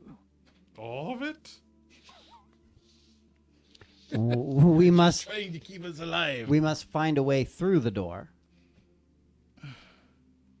There are obviously two separate pieces, though. Yeah, the glass dome and the. Palik's gonna pick it Pedestal up. dome. Okay, Palik goes and grabs it. It does not move at all. And So it's like tied to the. yeah, it's like somehow connected to it. And you take 7 points of force damage as Palik stumbles back and drops to her knees. Oh, finally! And Palik rises back up. 400 years! Finally, I'm out of. Thank God, you guys saved. You really saved me. Look at this body. Oh my God. You have free Hip? Liberace. Lips? What am I? What are And you? that is coming out of Palik. This is coming out of Palik. She's Oh, hi there, big boy. Oh my, you are just the gorgeous checking thing herself I've out, ever seen in my life. looking at all of you. Hello, everybody. Oh, I'm the spirit of the case, obviously. Oh, sorry. This is beautiful. Are you trying to get through the door? Yes, please. You just need to just say the password. And that password is? Bye! And Palik starts walking towards the stairs. Where are you going? I gotta get out of here. I've been in here for 400 years. What are you talking about? Ooh, this is Xander nice. casts wall of stone at the top of the stairwell. Okay, a wall of stone blocks you off, Spirit. You are currently stopped from leaving this room. What's your problem? I'm trying to get out of here. You touched the thing. Tell us the password and we may try to aid you in that. Honey, I don't Endeavor. need aiding anymore. Have you seen these boobies? This is not your body. Where's You have Palik? something that will help us. I do. I'm confused. Soul bind. No. No. You guys are saying some weird words. It's kind of hard for me to understand your accents. It's a little odd. Can you lower that thing? Can I get out of here, please? Where is Palik? Right there. How does she get her body back? I mean, I didn't get out. I don't know. You got me out. You should know. Okay. Say the password, maybe. And the password Bye. See you later. And I start walking towards the stone, trying to knock on the stone. Get me out of here. Why are my hands so small? Get out of here. Come on. We just need to get Palik to touch that goblet again. When she's like this? Yeah. You can touch me all you want, flyboy. Come here. Oh, this body. Just so nice. This dagger is amazing. How did she get all these? That thing is annoying me already. We need to get rid of it. So, you said you're a spirit? You have an actual name? I mean, I used to have a name, but that's 400 years. You try living 400 years inside of a thing and remember your name. What happens if I say the password? Are you still in that body? Everything goes back to normal. I mean, it's not for me. I go back into my thing. I don't want to go back into the thing. I want to get out of here. You gonna help me out? Xander goes back under the desk where the Chaloran writing is Okay. to see what the words are down there. You see Chaloran words for each of the schools of magic. Magic. Sorry, it My left name me. is Magic. You see abjuration, conjuration, divination, enchantment, evocation, illusion, necromancy, and transmutation. Xander first says the word enchantment. Yeah, that's what happened to me. Necromancy. Also, kind of what happened to me. Neither of those? I mean, no. And Let why me- won't you tell us, Spirit? What are you trying to get me back? Why do you want me? Why would I do that? How does that help me? Let me tell you. Okay, let me We tell you need this. to go through the door. You need to leave. How about this? Who put you in there to begin with? Again, you're trying to get me to remember things from 400 something years ago. I think. What year is it? What 400 year is years it? later than you remember. Percy puts his short sword up to Palik's neck. No. Whoa, whoa, hey, listen, okay, you hurt her, you hurt only her. You don't really hurt me, okay? So it'll sting me, but it'll really hurt her, so. I don't know how angry this bitch can get, but you might piss her off too much and come attack you.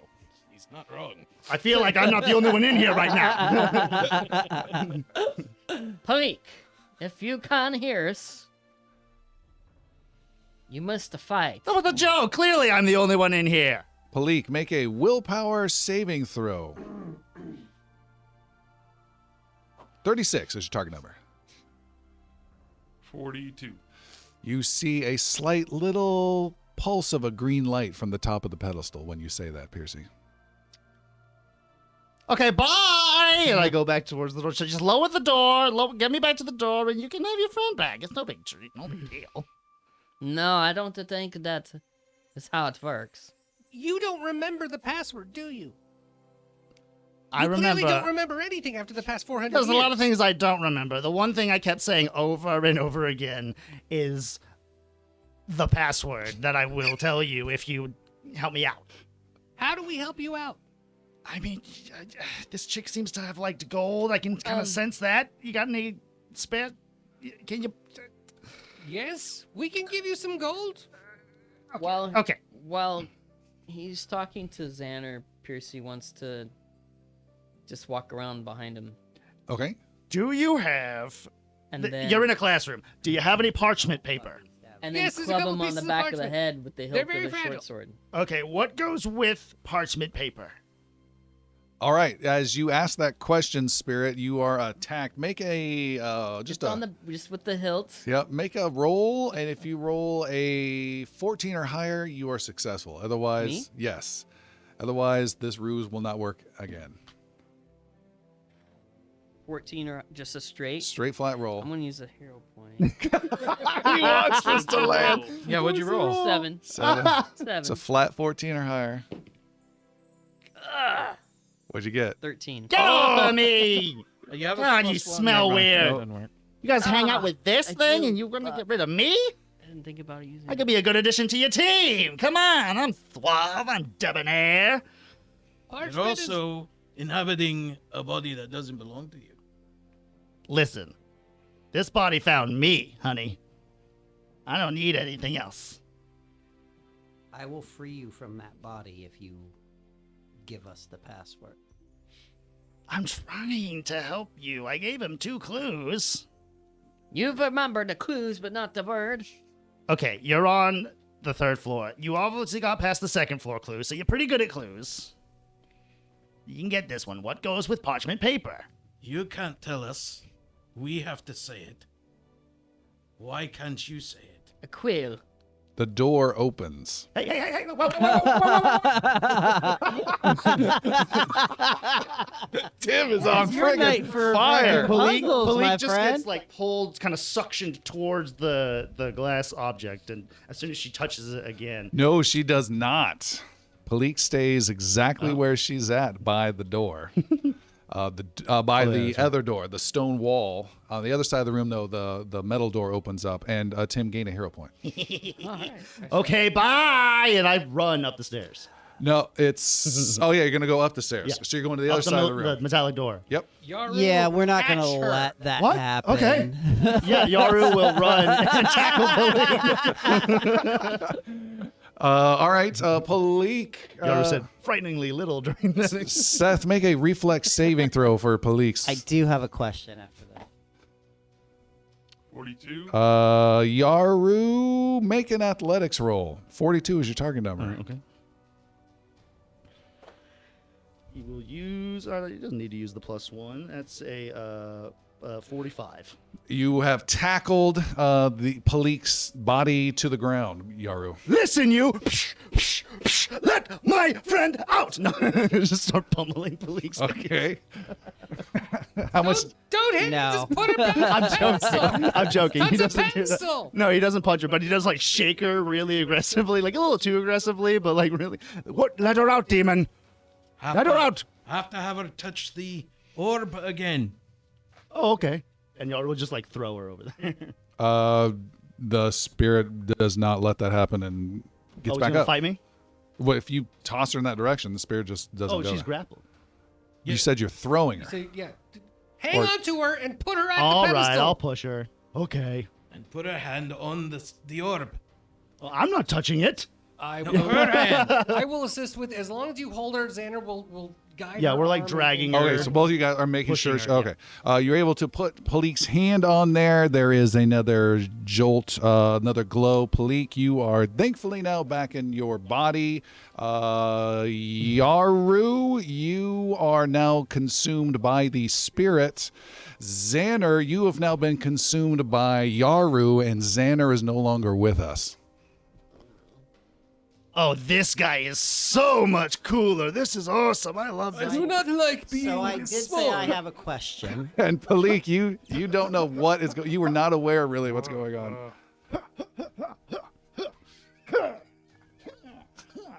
Taller. And what does Yaru say? This is not optimal.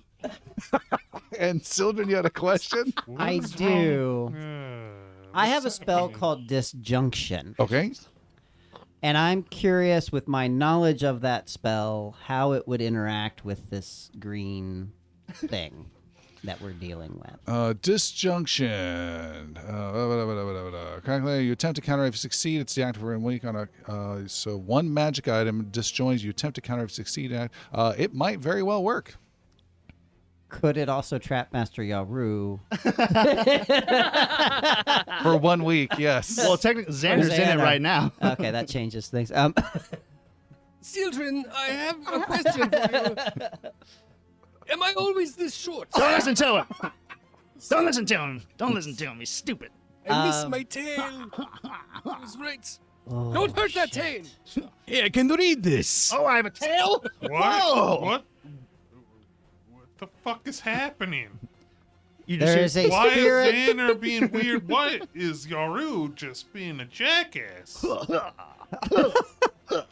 Yaru's possessed by a spirit. Xander's trapped in the green sphere. You were trapped in there until a moment ago. Yaru is in the Xander.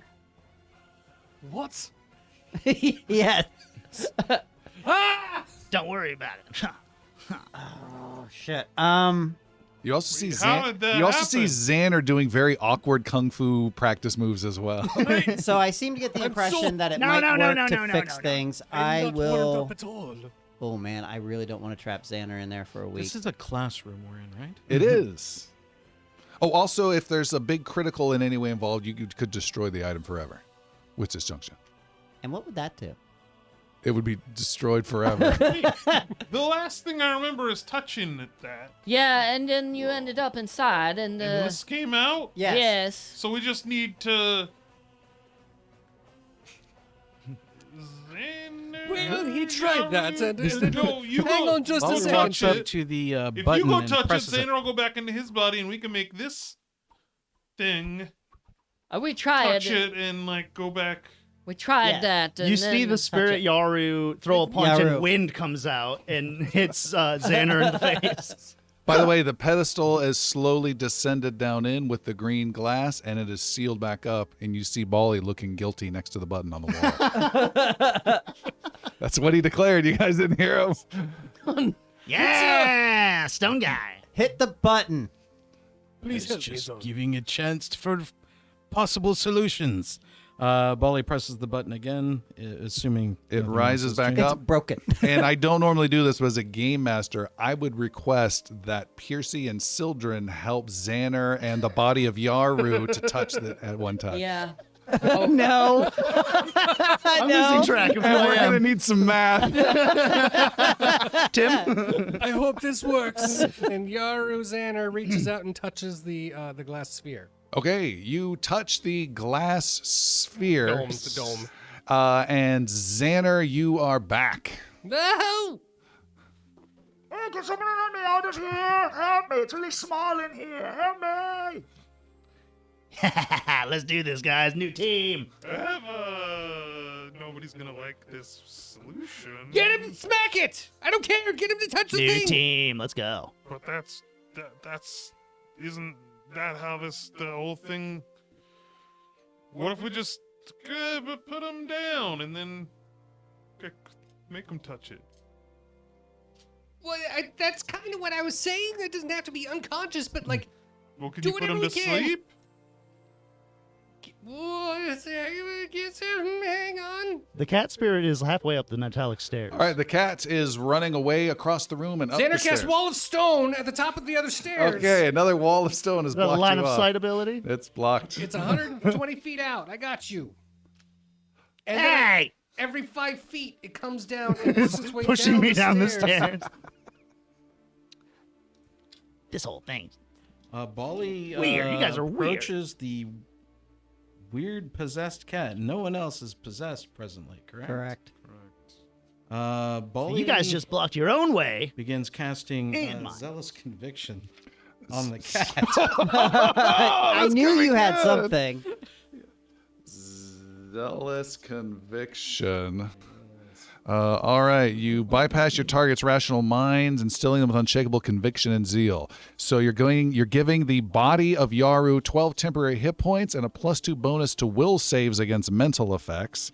And their faith overrides the signals of their own bodies and minds. If you tell a target to do something, it must comply with your request, though if it would normally find the task repugnant, it can attempt a will save at the end of each of its turns due to the cognitive dissonance. On a success, it ends the spell effects on it entirely. So is that gonna work? So you give me a Might. bonus to block your attack on me? Is that what? That's how the spell That's- works. Okay, so you're casting that upon him. Yes. What do you save with this conviction upon? Spirit, I see you in there. You can call me Yarrow. What's his name? I am now commanding you out. I bear the sign and the words of the Stone Father, and you will do as I ask. For his presence is upon you now. Hopefully. You feel, you don't need to roll, you feel a great power growing in you, Spirit. Great conviction, great confidence in what you are doing. But then you see the dwarf next to you give a command. Go show your respect to the Stone Father and place your hand upon the sphere. You need to make a will save. Your willpower is 22. You get +2, so it's a +24. Fuck. Plus 24? Okay. He's checking against what? He's checking against his will. Versus his spell Yeah, DC. what's your Oh, versus my will. No, Your spell DC. My spell DC should be 38. should be We've rolled a 42. Okay. 42. I don't think I have anything else on this. You are able to ignore that effect, and the spell unfortunately ends on the spirit. Is it on? The cat starts flying somehow for some weird reason. Hey, put me down! Why'd you do that? No, that's.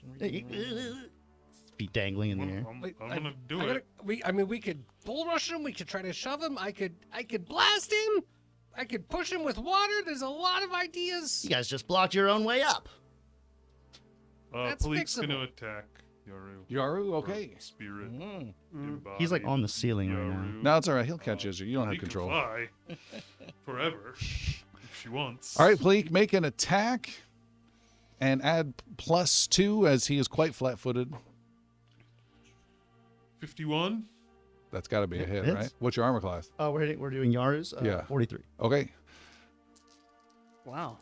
It's a big armor class. It's a serious hit. Oh.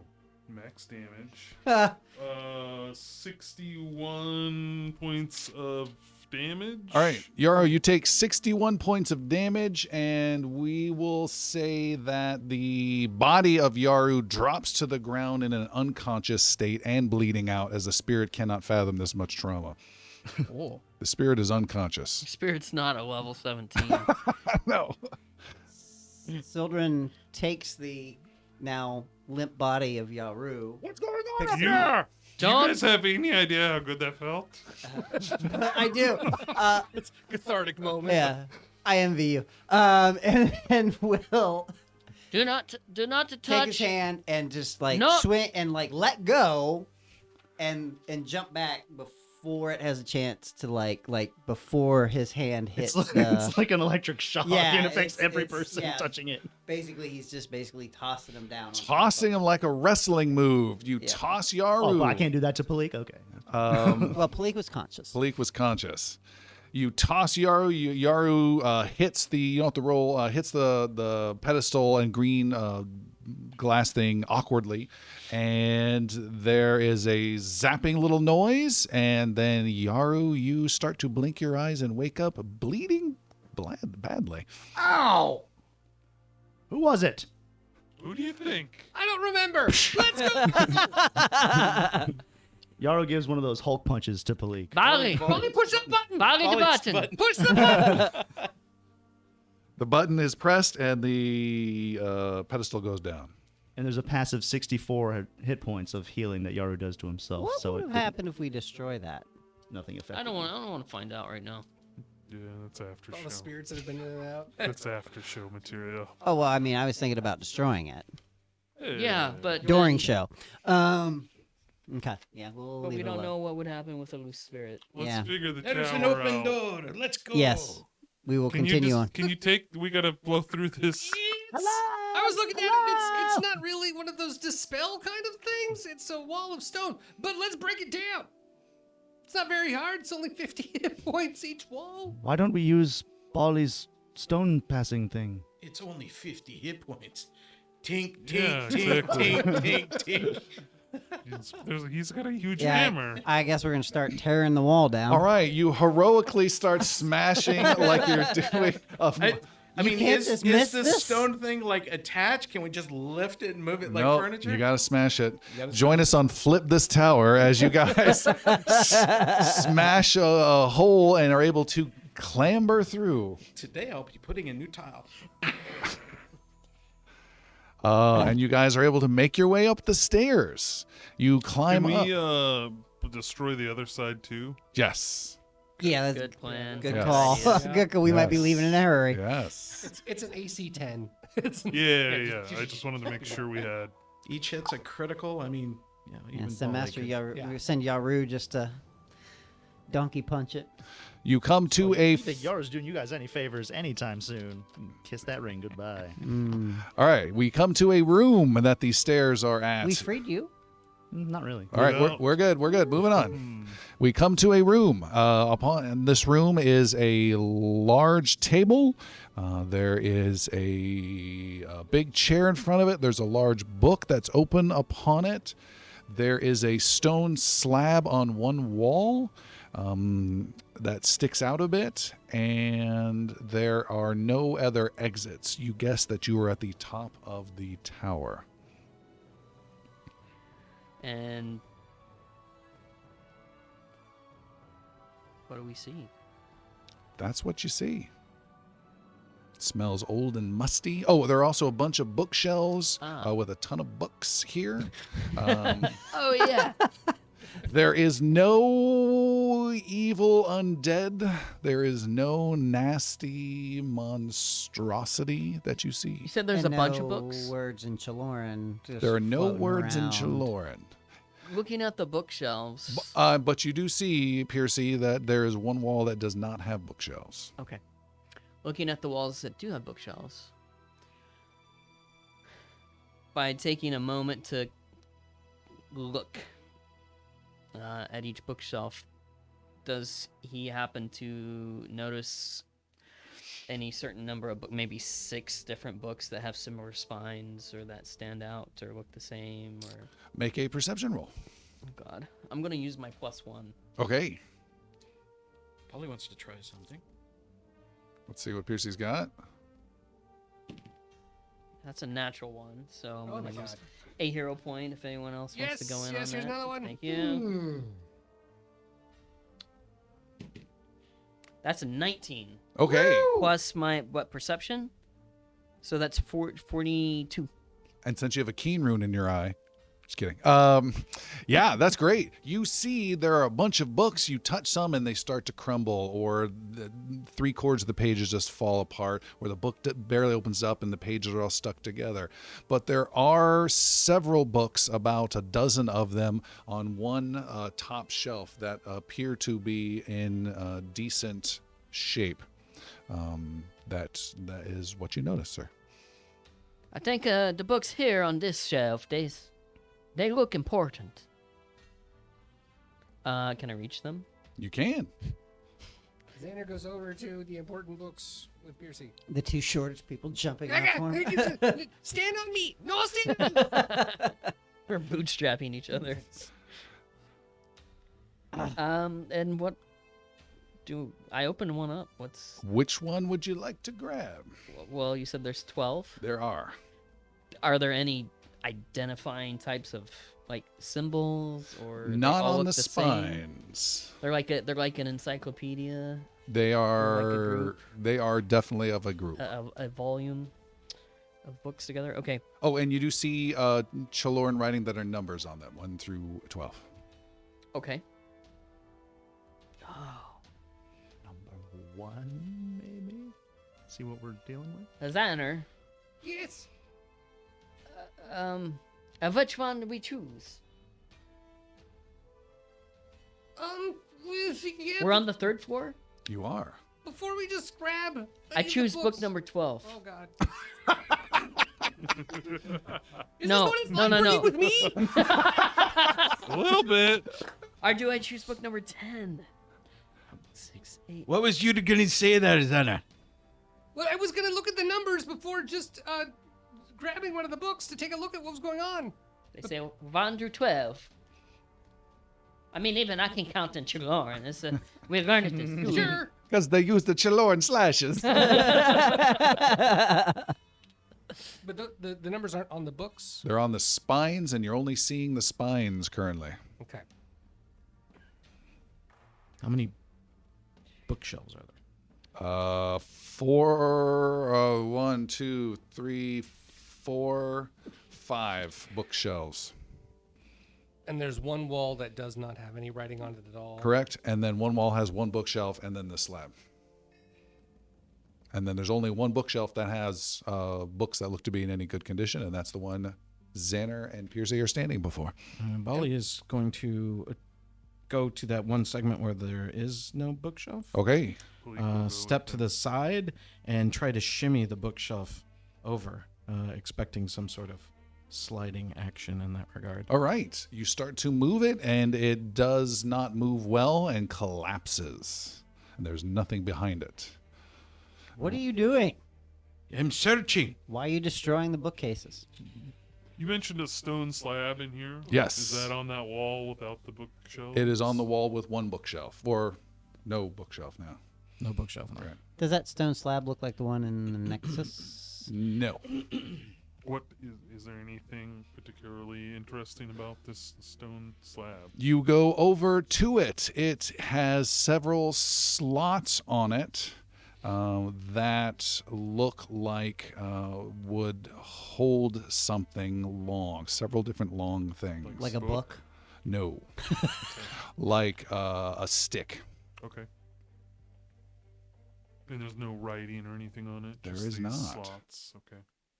And there's- You recognize one of them that would fit a sword. Okay. You know weapons. Xander. Mm-hmm. Which one we pick? hear another bookshelf collapsing is Sorry. hate books. It's getting closer to the nice one. I mean, we don't have any indication of what we could pick or what we couldn't. So let's start at the beginning.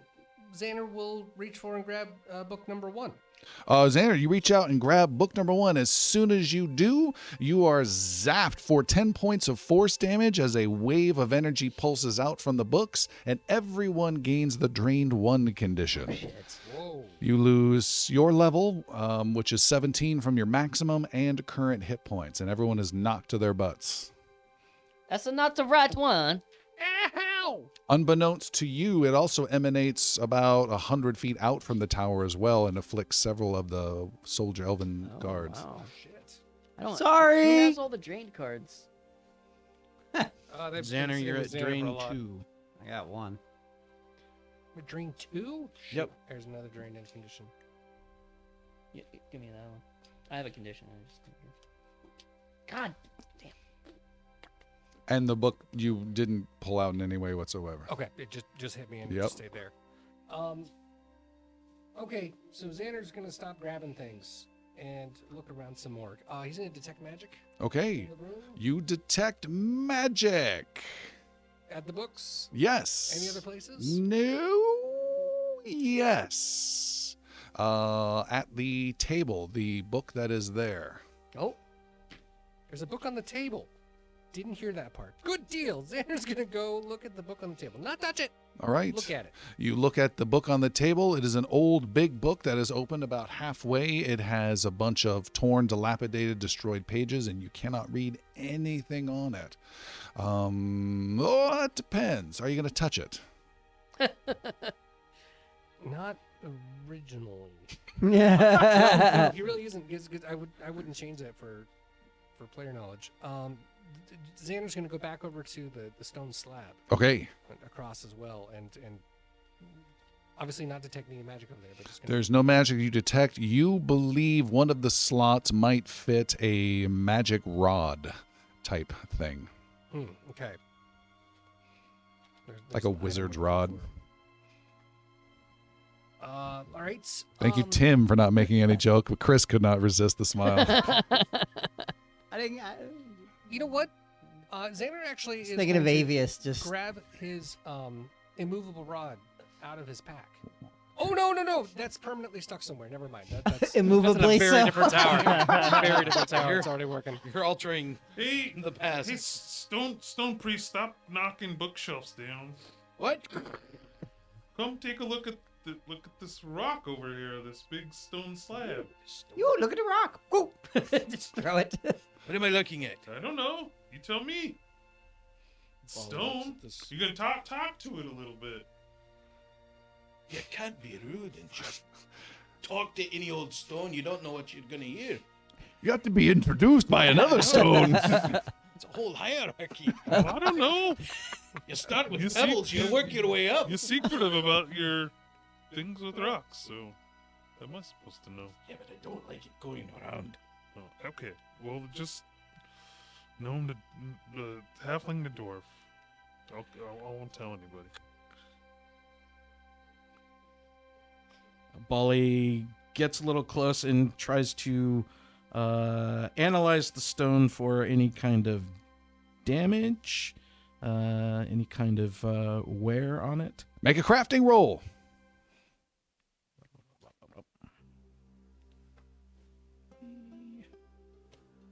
Well, that's not going to work. And Piercy, you feel drawn to those books, those 10 books. How many? That's a fail. 12, sorry, 12. Xander. Yeah. Help me kind of tip the bookshelf. The whole shelf? Yes. I don't think that's a good Just idea. to tip it. You just see Yaru mouthing, no, don't. I just got really drained. By be sure? Yes. No. No. That is an insane idea. Why? Well, what? Because when you just moved it, we got. He touched the book. The Piercy reaches just to the shelf itself, not a book. Okay. Nothing happens when you touch the shelf. Bali, what did you roll? Okay. A 22 in total. You see no damage on the slab. Are there different types of stone, or is it all one general type? This is a darker stone than the normal walls and definitely stands out. Help me tip at the bookshelf. They're all saying no. Can Sildren tell if the magical effect that hit us is that attached directly to the books, or is it something that is like an aura around the book, something protecting them? You have no means of knowing that. Piercy pulls out a short sword and puts it in between the wall and the bookshelf, like a lever. And Okay. begins to try to tip the bookshelf forward. While he's trying to do that, Xander's trying to detect magic as fast as possible because he's not listening to anybody. What type of magic am I feeling and seeing around the room? At least the highest level, and what type is that? That is from the books themselves, which is evocation and enchantment. Okay. Another enchantment. Okay, there's evocation and enchantment in here, but evocation is good because that means that we could bring something up if we find the right one that we're looking for. How many desks are in here? Just the one? Just one long table. 6 and then 8. The one table? Xander's gonna crawl under the table to see if there's any writing under there. Okay. Like the desks downstairs. He gets on his back, and a little card goes under. Well, there's your problem. You see no writing scrolled on the desk. Okay. There's a picture of a Is there rabbit. any? It's not a desk though. It's a table. It's right? a It doesn't long have any table. drawers. Okay. Correct. Yeah. Quill and parchment. Bolly is preparing a spell, Okay. waiting for whatever dramatic stuff is going on over here. Xander's gonna go to the book on the desk. It's open, right? That's what he was looking at. He could see that there's writing in there, but it's pretty much messed up. Mhm. It's not closed, so I can't see the spine. Xander will grab the book to see if he can see what's on the cover. The book does not move. It seems quite attached to the table. You Oh. believe by a magical force. Okay, perhaps the enchantment force, or something else. Does anything else happen? No. I don't get zapped. No. You sure? Yes. Just checking. Still can't read the language?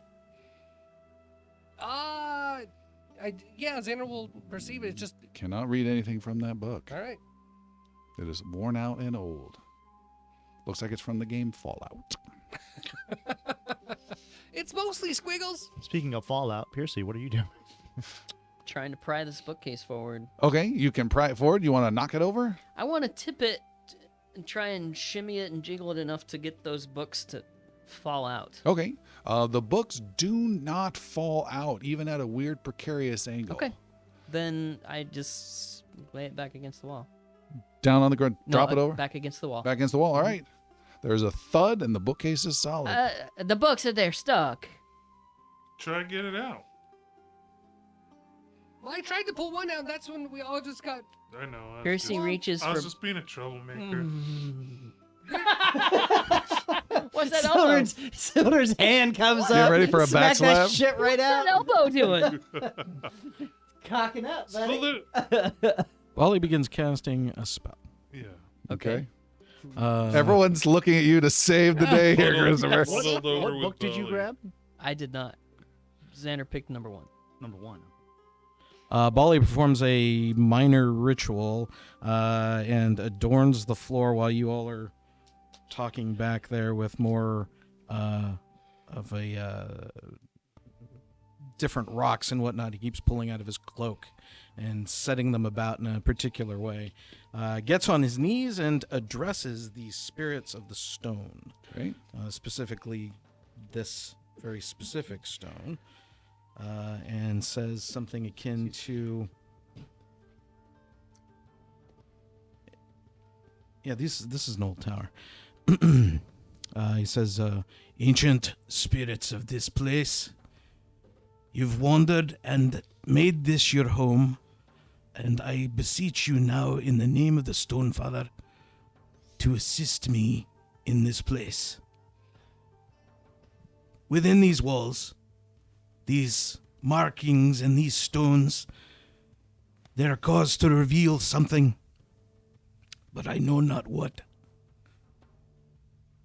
Impart your wisdom to me, so that we may succeed in what we do in Dogard's name. And what spell are you casting? This is Stone Tell. Okay. Stone Tell. Natural, while stone is not intelligent, you speak with the natural spirits of the stone, which a person, okay, blah, blah. A stone's perspective in a worldview, it doesn't concern stones, can mostly answer about creature, okay. Make a religion roll, please.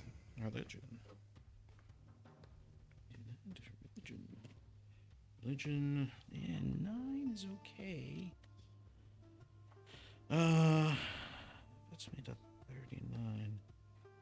I might be able to do better, and maybe so. I will spend a hero point and try to bump this with a +1. Okay. Good luck. With his +1.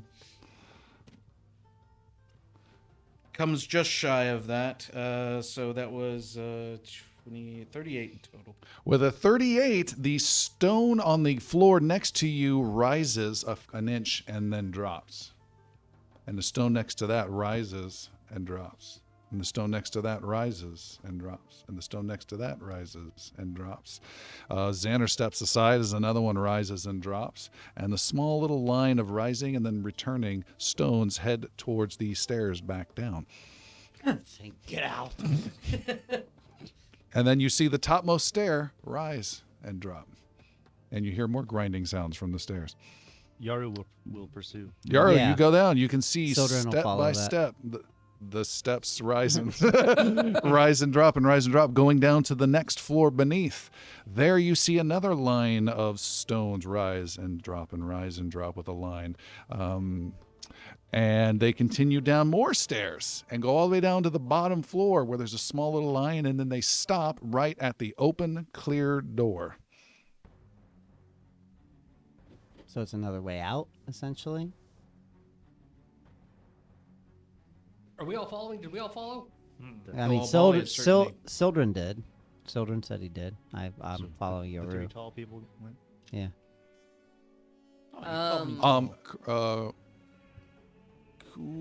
Taller than a gnome, halfling, and rat. Small correction or small verification. The left side of the open, clear door at the ground floor. The left side, what? That's what the stone meant. too. And then the last stone right next to it rises and stops, and there's no more movement. So 6. That's I like that answer. yes. Bolly makes a mad dash back upstairs Okay. and says 6. Piercy grabs book number 6. You grab book number 6. Piercy, you take no damage and no emanation of energy goes out at all. And instead, you hear a voice of, oh, what has happened? And you see there is a ghost sitting upon the large chair. Not any spirit you've run into, thankfully, today, but a different ghost who sits around and looks up kind of confused and sees you. And he gives you just a quick little nod of his head and a Chiloran phrase you may not know mixed with some common language of a greeting. And he says, welcome, friends. Darmok and Jalad at Tanagra. One more time. And we will stop there for tonight. Thank you so much for joining us tonight. This was great. Very interesting change for our tower. We're looking forward to joining you next week and continuing our adventures, and we'll see what happens then. And thanks so much. Good night. Bye. Good night, everyone.